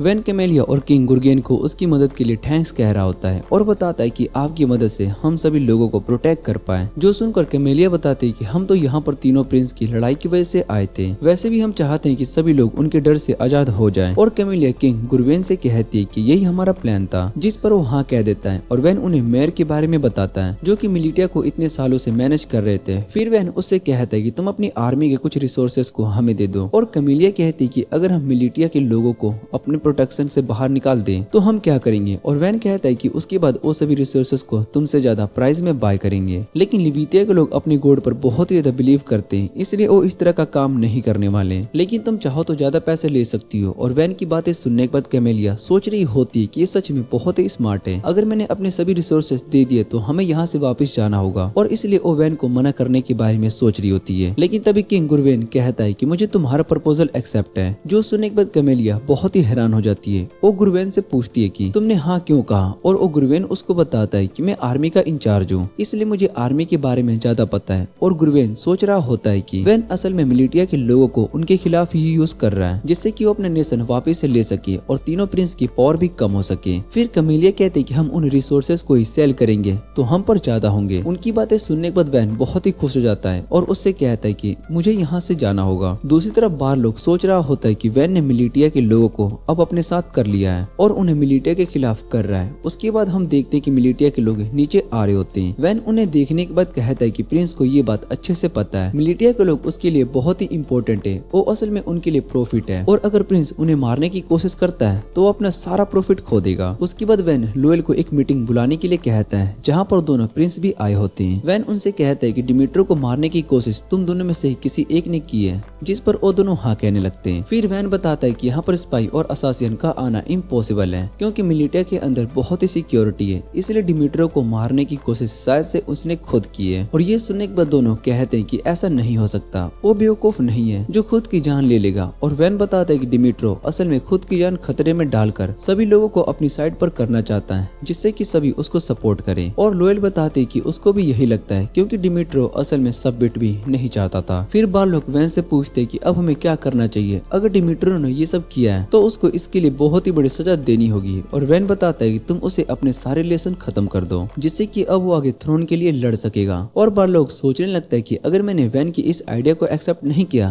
तो मेलफ्रेड इसको एक्सेप्ट कर लेगा, जिसके बाद हम दोनों के बीच में वॉर होगी और थ्रोन साइड डिमिट्रो के पास चला जाएगा। इसलिए बाल लोग भी वैन की बात को मान लेता है। और उसके बाद मेयर लोएल से कहता है कि वैन का आइडिया सच में बहुत ही अच्छा था, जिस पर लोएल बताती है कि उसने डिमिट्रो को उसके ही प्लान में फंसा दिया, और ऐसा उसने मेरे दोनों भाइयों की आर्मी के साथ भी किया। वो सच में एक जीनियस है। और मेयर लोएल से कहता है कि एक रिपब्लिक नेशन के लिए स्ट्रॉन्ग होना काफी नहीं होता। मैंने वैन से एक सवाल पूछा था, वो आखिर मिलिटिया के साथ ही क्यों काम करना चाहता है। तो उसने बताया था कि मिलिटिया असल में ऐसा नेशन है जहाँ पर उसकी बहन कुछ सीख सकती है। उसने अपनी बहन के लिए इतना बड़ा रिस्क लिया था कि उसने अपने नेशन को भी खतरे में डाल दिया। उसके बाद हम देखते हैं कि नैनून वैन से कहती है कि हमारा एक्सपोर्ट बढ़ चुका है, जिस वजह से हमारी आर्मी की इकोनॉमी अब अच्छे से बढ़ रही है। फिर वैन कहता है कि ऐसा चलता रहा तो हमारा किंगडम बहुत ही रिच हो जाएगा और यहाँ का बजट भी बढ़ जाएगा। मुझे अपना फ्यूचर और अच्छा लग रहा है। और वैन इस बात से बहुत ही ज्यादा खुश हो रहा होता है। तभी नैनून उससे कहती है तुम तो पहले इस किंगडम को बचाना चाहते थे। फिर वैन कहता है कि मैं इस किंगडम को नहीं बचाने वाला हूँ, और जब तक मैं इस पोजीशन पर हूँ मुझे पता है कि आगे चलकर मुझे और फायदा होगा। और वैन कहता है कि इस समय हमें मॉडर्न से बहुत ही ज्यादा प्रॉफिट हो रहा है। उसका सामान पूरे ईस्ट में ट्रेड हो रहा है, लेकिन वेस्ट साइड के लोग बाहर के एक्सपोर्ट सामान को अपने नेशन में आने नहीं देते, इसलिए उनके साथ एक्सपोर्ट करना आसान नहीं है। और नैनून कहती है कि अगर ऐसा ही चलता रहा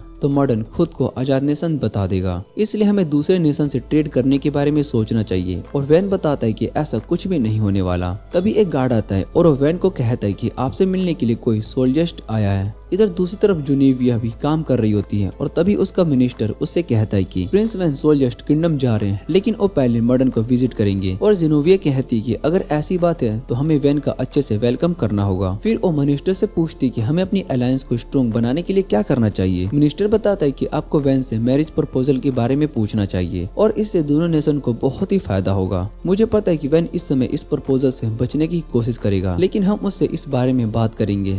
दूसरी तरफ वैन और नैनून दोनों मॉडर्न की ओर आ रहे होते हैं, और वैन नैनून से कहता है कि तुमने फिर से अपने बालों का कलर ब्लैक कर लिया। नैनून उससे पूछती है कि तुमने जिनोविया से शादी करने के बारे में क्या सोचा है। और वैन कहता है कि वो सब मुझे इसके लिए जरूर पूछने वाले हैं, लेकिन मैं अभी सिंगल रहना चाहता हूँ, इसलिए मैं मना कर दूंगा। वैन कहता है कि मैं चाहता हूँ कि इसी तरह से सभी लड़कियां मुझसे शादी के लिए पूछती रहे। ये सुनने के बाद नैनून उसका हाथ तोड़ देता है, और वैन बताता है कि वो सिर्फ मजाक कर रहे हैं। फिर वैन कहता है कि हमें सबसे पहले मॉडर्न का काम देखना होगा, और उसके बाद वैन जिनोविया के पास आता है। है जहाँ वो उसका वेलकम करती है और ये देखकर वैन बहुत ही खुश हो जाता है। फिर वो सभी साथ में डिनर करने लगते हैं और मिनिस्टर वैन से कहता है कि आपका एक्सपोर्ट का आइडिया बहुत ही अच्छे से वर्क कर रहा है। आप अंपायर की चीजों को नाइट्रा की तरफ से ईस्ट साइड में एक्सपोर्ट कर रहे हो और इससे ईस्ट के लोग भी बहुत ही ज्यादा खुश हैं। फिर वैन जेनोविया से कहता है कि मॉडर्न भी बहुत ही अच्छे से ग्रो कर रहा है, लेकिन इतनी तेजी से ग्रो करना ठीक नहीं है, इससे तुम्हें आगे चलकर बहुत ही प्रॉब्लम आ सकती है। और फिर जेनोविया बताती है कि कुछ दिन पहले उसको डेन्यूलियो से लेटर आया था,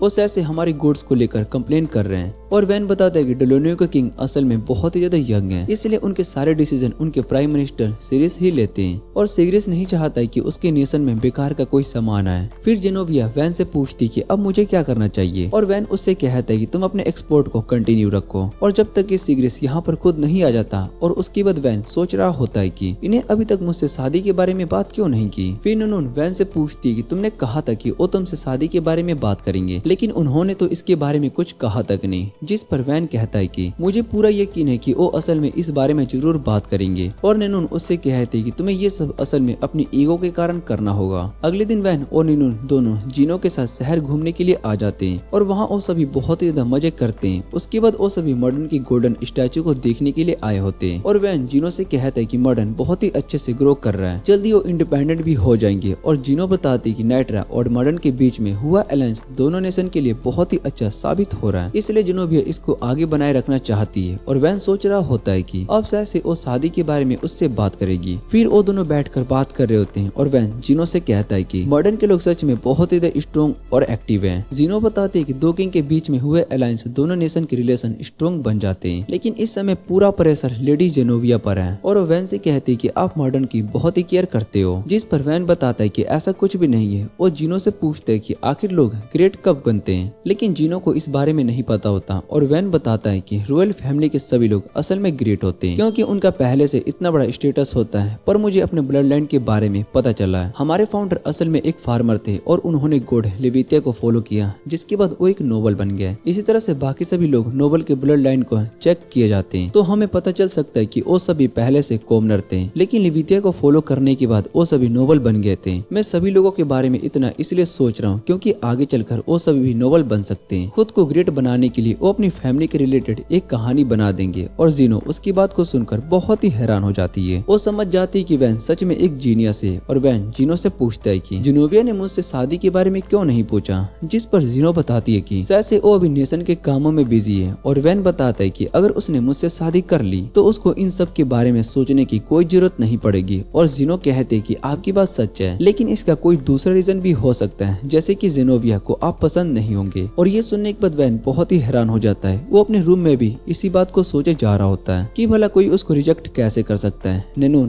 वैन से कहती है कि तुम इस बात को अपनी ईगो पर ले रहे हो। और दूसरी तरफ से जेनोविया मिनिस्टर को बताती है कि वैन उसके लिए परफेक्ट चॉइस नहीं है, क्योंकि उसको वैन से बात करने में बहुत ही डर लगता है। और मिनिस्टर प्रिंस की बात समझ जाता है। जेनोविया बताती है कि इस शादी से हमें बहुत ही फायदा हो सकता है, लेकिन मैं इसमें फेल हो गया। फिर मिनिस्टर जेनोविया से कहता है कि हम इस नेशन को और आगे बढ़ाने के लिए कोई दूसरा रास्ता ढूंढ लेंगे। तभी वहाँ पर गार्ड आता है और वो बताता है कि प्रिंसेस से मिलने के लिए डुलिनो किंगडम के प्राइम मिनिस्टर यहाँ पर आए हैं। उसके बाद हम देखते हैं कि डुलिनो किंगडम का प्राइम मिनिस्टर सिग्रेस यहाँ पर जेनोविया से मिलने के लिए आया होता है और जेनोविया से माफी मांगता है कि वो बिना इन्फॉर्म किए यहाँ पर आ गया। जेनोविया उससे पूछती है कि आप यहाँ पर किस काम से आए हो। और सिग्रेस जेनोविया से कहता है कि मैं यहाँ पर मॉडर्न के एक्सपोर्ट किए गए सामान के बारे में बात करने के लिए आया हूँ। पर जेनोविया उसकी बात में इंटरेस्टेड नहीं होती और कहती कि मैं इस बारे में कुछ भी नहीं जानती हूँ। जो सुनने के बाद सिग्रेस उससे कहता है कि अगर तुम इस बारे में बात नहीं करना चाहती हो तो मैं सीधा नाइट्रा के प्रिंस से बात करूंगा। मुझे पता है कि वो इस समय यहीं पर है। और उसकी बात सुनने के बाद जेनोविया सोचने लगती है कि ये मुझसे कमजोर समझ रहा है, क्या मुझे इसको यहीं पर मार देना चाहिए। और तभी वहाँ पर प्रिंस वैन आ जाता है और सिग्रेस से कहता है कि आप मुझसे क्या बात करना चाहते हो। फिर सिग्रेस वैन से कहता है कि नाइट्रा असल में इंपीरियर की चीजों को एक्सपोर्ट करके सभी को धोखा दे रहा है। एम्पायर और लिविथिया असल में दुश्मन है और तुम उन्हें अपने एम्पायर की चीजें एक्सपोर्ट कर रहे हो। ये कह करके इसको नाइट्रा में बनाया गया है। वैन सिग्रेस से कहता है कि ये सभी सभी चीजें नाइट्रा में ही बनी है। पर सिग्रिस उसकी बात पर यकीन नहीं करता और उससे कहता है कि मैंने बहुत ही सारे सामान को एम्पायर से नाइट्रा के अंदर आते हुए देखा है, इस बारे में तुम क्या कहना चाहोगे? और वैन कहता है कि जंगल में रहने वाले लोग असल में इस तरह के गुड्स नहीं बना सकते हैं। वैसे भी इन सब के बारे में कंप्लेन करने का हक आपको नहीं है क्योंकि आप होली इलाइट के मेंबर हो। और ये सुनने के बाद सिग्रिस को बहुत ही गुस्सा आ जाता है। वो वैन से कहता है कि मैं यहाँ पर वापस जरूर आऊंगा और वैन उन्हें आने से मना कर रहा होता है। फिर सिनोविया वैन से कहती है कि सिग्रिस कुछ करने तो वाला नहीं है और वैन उसको बताता है कि तुम्हें परेशान होने की कोई जरूरत नहीं है। मैंने सिग्रिस के बारे में पहले से ही बहुत कुछ पता कर लिया है और अब इस सिचुएशन को मैं हैंडल करूंगा। उसके बाद वैन और निनून दोनों वहाँ से जाने लगते हैं और निनून वैन से कहती है कि मॉडर्न के लोग बहुत ही अच्छे से काम कर रहे हैं, उन्होंने फोर्जिन की चीजों को भी अपने मार्केट के अंदर ले आई है। और वैन बताता है कि मॉडर्न इस समय हमें बहुत ही ज्यादा प्रॉफिट दे रहा है, वो आगे चलकर हमारे लिए एक पिगी बैंक का काम करेगा और अगर हम अपने गुड्स को सोलिस्ट में एक्सपोर्ट कर पाए तो इससे भी हमें बहुत ही प्रॉफिट होगा। फिर वैन किंग गुरविन से मिलने के लिए आता है और गुरविन वैन को वहाँ पर देखकर बहुत ही खुश हो जाते हैं और उससे कहते हैं कि मैं तुमसे मिलना चाहता था। गुरविन उनके साथ में लंच करने के लिए कहता है और उसके बाद कुछ गार्ड्स गुरविन को चेयर के साथ उठा कर ले जाने लगते हैं। गुरविन बताते हैं कि मैं इस समय चलने के हालात में नहीं हूँ और वैसे भी हम जैसे स्ट्रॉन्ग लोगों को अपने पैर जमीन पर रखने की कोई जरूरत नहीं पड़ती है। फिर वैन सोच रहा होता है कि मुझे जल्दी से सोल्जेस्ट के साथ अलायंस बनाना होगा जिससे कि हम डुलिनो में अपने एक्सपोर्ट को शुरू कर सके। भले ही डुलिनो नाइट्रा के दुश्मन है लेकिन सोल्जेस्ट हमारे साथ हो जाएगा तो हम डुलिनो को आराम से हरा सकते हैं। उसके बाद हम उस नेशन का आधा आधा बांट लेंगे और इन सब के लिए मुझे पहले से गुरविन को अलायंस के लिए मनाना होगा जिससे कि हमें इनकी आर्मी का सपोर्ट भी मिल सके। और उसके बाद वहाँ पर एक लड़की आ जाती है, वो असल में गुरविन की बेटी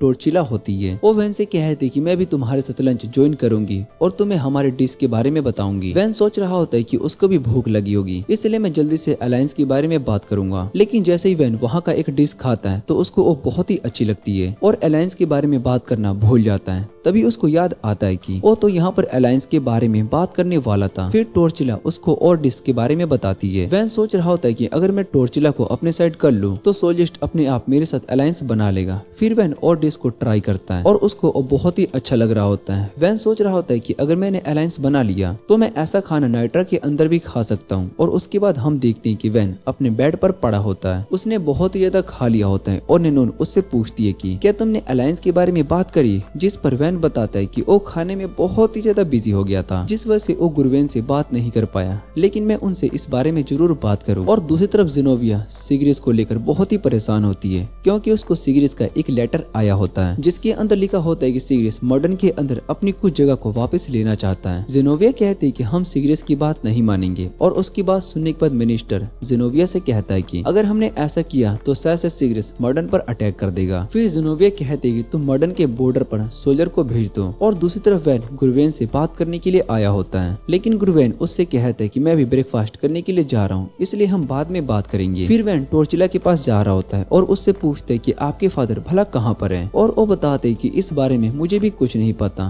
वैन गुरवेन के पास अलायंस के लिए बात करने के लिए आ जाता है लेकिन वो फिर वैन को इग्नोर करके चला जाता है। वैन निनून से कहता है कि डोलिनो और सोल्जेस्ट के रिलेशन बहुत ही अच्छे हैं और शायद से नाइट्रा भी आगे चलकर डोलिनो के साथ अच्छे से रिलेशन बना सकता है। फिर निनून वैन से कहते हैं कहीं किंग गुरवेन तुम्हें जानबूझकर तो नहीं इग्नोर कर रहे हैं और क्या पता उन्हें हमारे साथ अलायंस बनाने का कोई भी इंटरेस्ट ना हो। अगर ऐसा है तो इसका मतलब वो हमें यहाँ पर मारना चाहते हैं। और वैन बताता है कि ऐसा कुछ भी नहीं है, किंग अगर हमें मारना चाहते तो वो हमें कब का मार देते, उनके पास बहुत ही सारे चांस थे। तभी वैन के पास एक गार्ड आता है, वो वैन से कहता है किंग आपसे मिलना चाहते हैं और उसके बाद वैन सीधा गुरवेन के पास आता है जो कि वाइन पी रहा होता है। वैन सोच रहा होता है कि मुझे यहाँ से जल्दी से जाना होगा और अगर ये मुझे यहाँ पर रोकने की कोशिश करेगा तो मैं इन्हें होस्टेज बनाकर यहाँ से चला जाऊंगा। फिर गुरवेन वैन से कहता है कि तुम्हें मुझसे बात करना चाहते थे और उसके बाद वो निनून से कहता है कि तुम भी यहाँ बैठ सकती हो। जिसके बाद निनून सामने आ जाती है और गुरवेन उससे कहता है कि मुझे तुम्हारे सच के बारे में भी पता चल चुका है, तुम फेरुयेन हो जिनके बाल व्हाइट और आंखें रेड होती है। तुम्हें सभी डेविल का साथी मानते हैं और हम होली इलाइट के गॉड सर्वेंट है। जो सुनने के बाद निनून गुरवेन से पूछती है कि आपको इस बारे में कोई प्रॉब्लम तो नहीं है और गुरवेन बताता है कि मुझे तुम्हारे रेस से कोई प्रॉब्लम नहीं है क्योंकि सभी को गॉड ने बनाया है। और गुरवेन की बातें सुनने के बाद वैन उनसे कहता है कि मैं आपको बहुत ही ज्यादा एडमायर करता हूँ क्योंकि आप सच में एक बहुत ही अच्छे किंग हैं। और गुरवेन वैन से कहता है कि तुम यहाँ पर अलायंस के बारे में बात करने के लिए आए थे, मैं तुम्हारे साथ अलायंस करने के लिए रेडी हूँ। और ये सुनने के बाद वो दोनों हैरान हो जाते हैं। उन्हें सच में यकीन नहीं हो रहा होता कि किंग अलायंस के लिए इतनी आसानी से मान जाएंगे। फिर किंग उससे कहता है कि तुम जब चाहे यहाँ से जा सकती हो। और सोल्जर्स नाइट्रा के साथ अलायंस करके बहुत ही खुश हैं। वैन कहता है कि इस अलायंस की वजह से हम दोनों नेशन की मुश्किलों में मदद कर सकते हैं। और उसके बाद वैन वहाँ से चला जाता है। फिर किंग कहता है कि देखना चाहता हूँ कि तुम आखिर क्या करने वाले हो। और हम वहाँ पर सिगरेट्स को देखते हैं। इधर वह नाइट्रा में वापस आ जाता है और नेनोन से कहता है कि मुझे भी लग रहा है कि किंग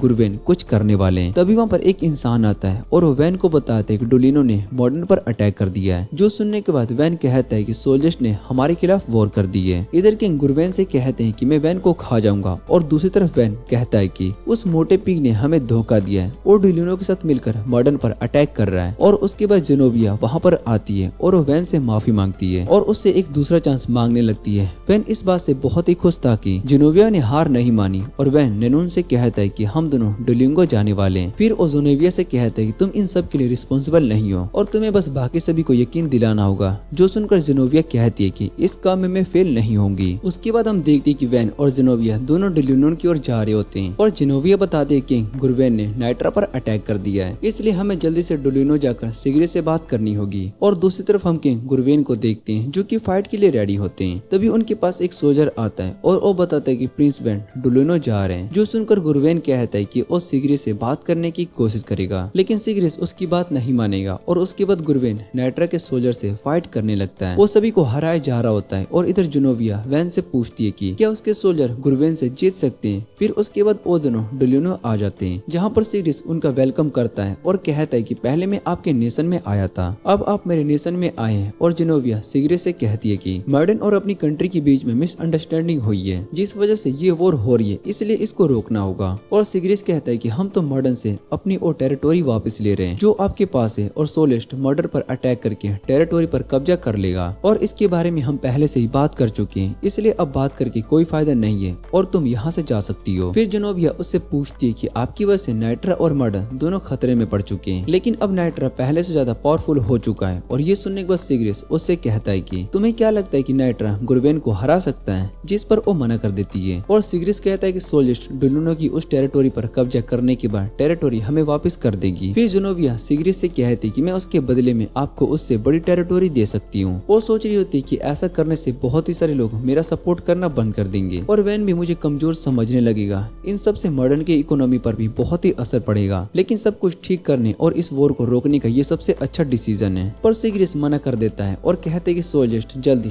दोनों नेशन को खत्म कर देगा। फिर वो उन्हें डुओलिंगो के बारे में बताता है कि यहाँ पर ट्रेडिशन और कल्चर को ज्यादा रिस्पेक्ट दिया जाता है, इसलिए मैं जल्दी से होली इलाइट बनने की कोशिश कर रहा हूँ, जिससे कि मैं यहाँ पर सभी लोगों को अपने साथ कर सकूँ। ये सुनते ही वैन सिगरेट से कहता है कि अगर ऐसी बात है तो हमें चलकर गुरवेन को खत्म कर देना चाहिए। जो सुनकर सिगरेट बहुत ही हैरान हो जाता है। और दूसरी तरफ किंग गुरवेन सोच रहा होता है कि शायद से नाइट्रा की आर्मी डिफेंसिव हो रही है। वो कहते कि मैं एक और दिन का वेट नहीं कर सकता हूँ, इसलिए हमें आज नाइट्रा की आर्मी को खत्म करना होगा। तभी वहाँ पर एक सोल्जर आता है और वो गुरवेन से कहता है कि नाइट्रा की आर्मी पीछे हट रही है। जो सुनकर बाकी सभी सोल्जर कह रहे होते हैं कि सोल्जर्स की बैटल तो जीत चुकी है। दूसरी तरफ सिगरेट वैन से कह रहा होता है कि मैं किंग गुरवेन पर अटैक नहीं करने वाला हूँ। वैन कहता है कि इस वॉर में बहुत ही सारे लोग मारे जाएंगे और नाइट्रा भी खत्म हो जाएगा, इसलिए आपको आम लोगों के बारे में भी सोचना चाहिए। और सिगरेट कहता है कि मुझे उन सब के लिए कंसर्न है, लेकिन मैं आपका वॉर में साथ नहीं दे सकता हूँ। और सिगरेट वैन से कहता है कि तुम चाहो तो मैं नाइट्रा के लोगों को अपने नेशन में रख सकता हूँ। और ये सुनने के बाद वैन बहुत ही खुश हो जाता है और कहता है कि मैं उन्हें सेफ रखने के बारे में ही सोचे जा रहा था, लेकिन आपने मेरी बहुत ही बड़ी प्रॉब्लम को सोल्व कर दी। और वो सिगरेट से कहता है कि नाइट्रा के 8 लाख लोग यहाँ पर आने वाले हैं। जो सुनने के बाद सिगरेट बहुत ही हैरान हो जाता है और वो वैन से कहता है कि हम इतने सारे लोगों को नहीं रख सकते, हम सिर्फ कुछ हजार लोगों को ही अपने नेशन में रख पाएंगे। पर वैन उनकी बात नहीं मान रहा होता है। जो सुनकर सिगरेट कहता है कि अगर ऐसा है तो मैं अपने सोल्जर को बॉर्डर पर लगा दूंगा और वो नाइट्रा के लोगों को अपने आने से रोक देंगे। वैन कहता है कि मुझे इन सब से कोई फर्क नहीं पड़ता और वैसे भी 8 लाख लोगों को तुम नहीं नहीं मार सकते हो। फिर वो सिग्रिस को उसके ट्रेडिशनल कलर के बारे में बताता है कि वो ये येलो कलर का कपड़ा पहनते हैं, उसमें पॉइजन मिलाया गया होता है और आने वाले फेस्टिवल में वो सभी उस पॉइजन की वजह से मारे जाएंगे। लोग ये देखने के बाद यहाँ से भागने की कोशिश करेंगे और अगर तुम उन्हें रोकने की कोशिश करोगे तो वो फाइट को बैक करेंगे। सभी लोगों में ये रूमर फैल जाएगी कि इन पॉइजन के पीछे में नाइट्रा का हाथ है और वो सभी लोग नाइट्रा के लोग से लड़ने आएंगे। इस फाइट के बारे में आप आसपास के नेशन को भी पता चल जाएगा और उनकी नजर में डोलिनो की इमेज बहुत ही खराब हो जाएगी। फिर वो सभी मिलकर डोलिनो को खत्म कर देंगे और ये सब सुनने के बाद सिग्रिस बहुत ही परेशान होने लगता है। जेनोविया सोच रही होती कि वैन एक मॉन्स्टर है और अपने लोग के साथ डोलिनो के लोगों को भी खत्म कर सकता है। सिग्रिस वैन से कहता है कि मैं तुम्हें यहाँ पर मार दूंगा तो तुम भला अपने लोगों को यहाँ पर कैसे ला पाओगे। फिर वैन उसको बताता है कि मैं सब कुछ पहले से ही कर लिया है और तुम्हें याद होगा कि मिलिटिया के अंदर भी मैंने 30,000 सोल्जर को भी प्रिंस के खिलाफ कर दिया था।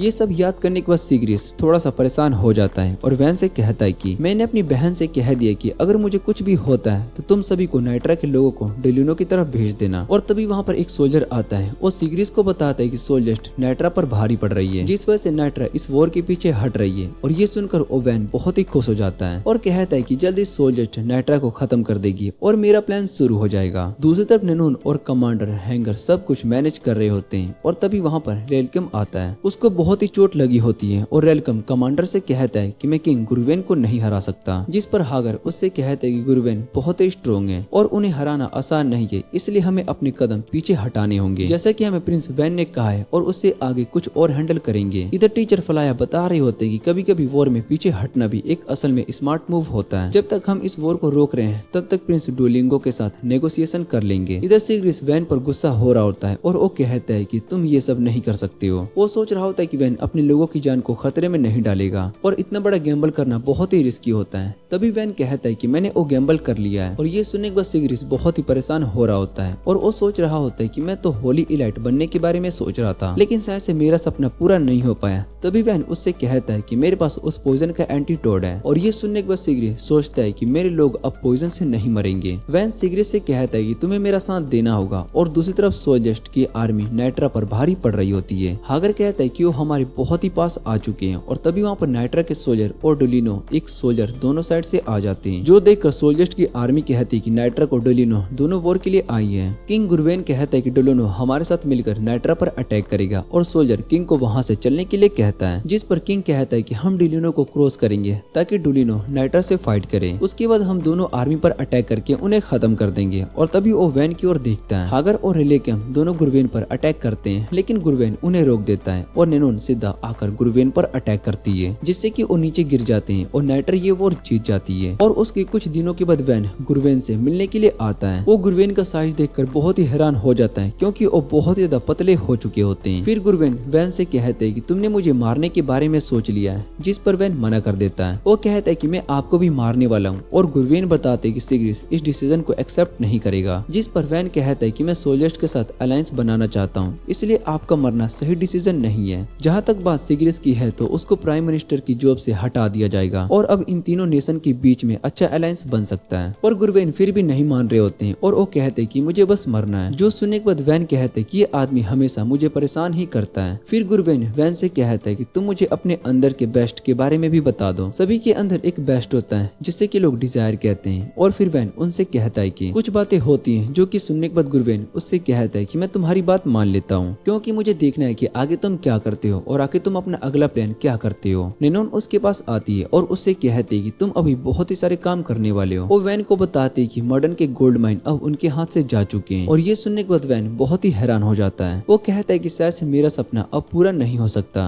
और नेनोन उससे कहते है कि तुम्हें अपने सपने के बारे में भूल जाना चाहिए और काम पर फोकस करना चाहिए। जो सुनकर वैन कहता है कि मैं इस कंट्री को बेचकर कभी भी भाग जाऊंगा। और इसी के साथ ये एनिमे का सीजन यहीं पर एंड हो जाता है। अगर आपको ये वीडियो अच्छी लगे तो वीडियो को लाइक करके चैनल को सब्सक्राइब जरूर कर लेना। तो मिलते हैं अगली वीडियो में।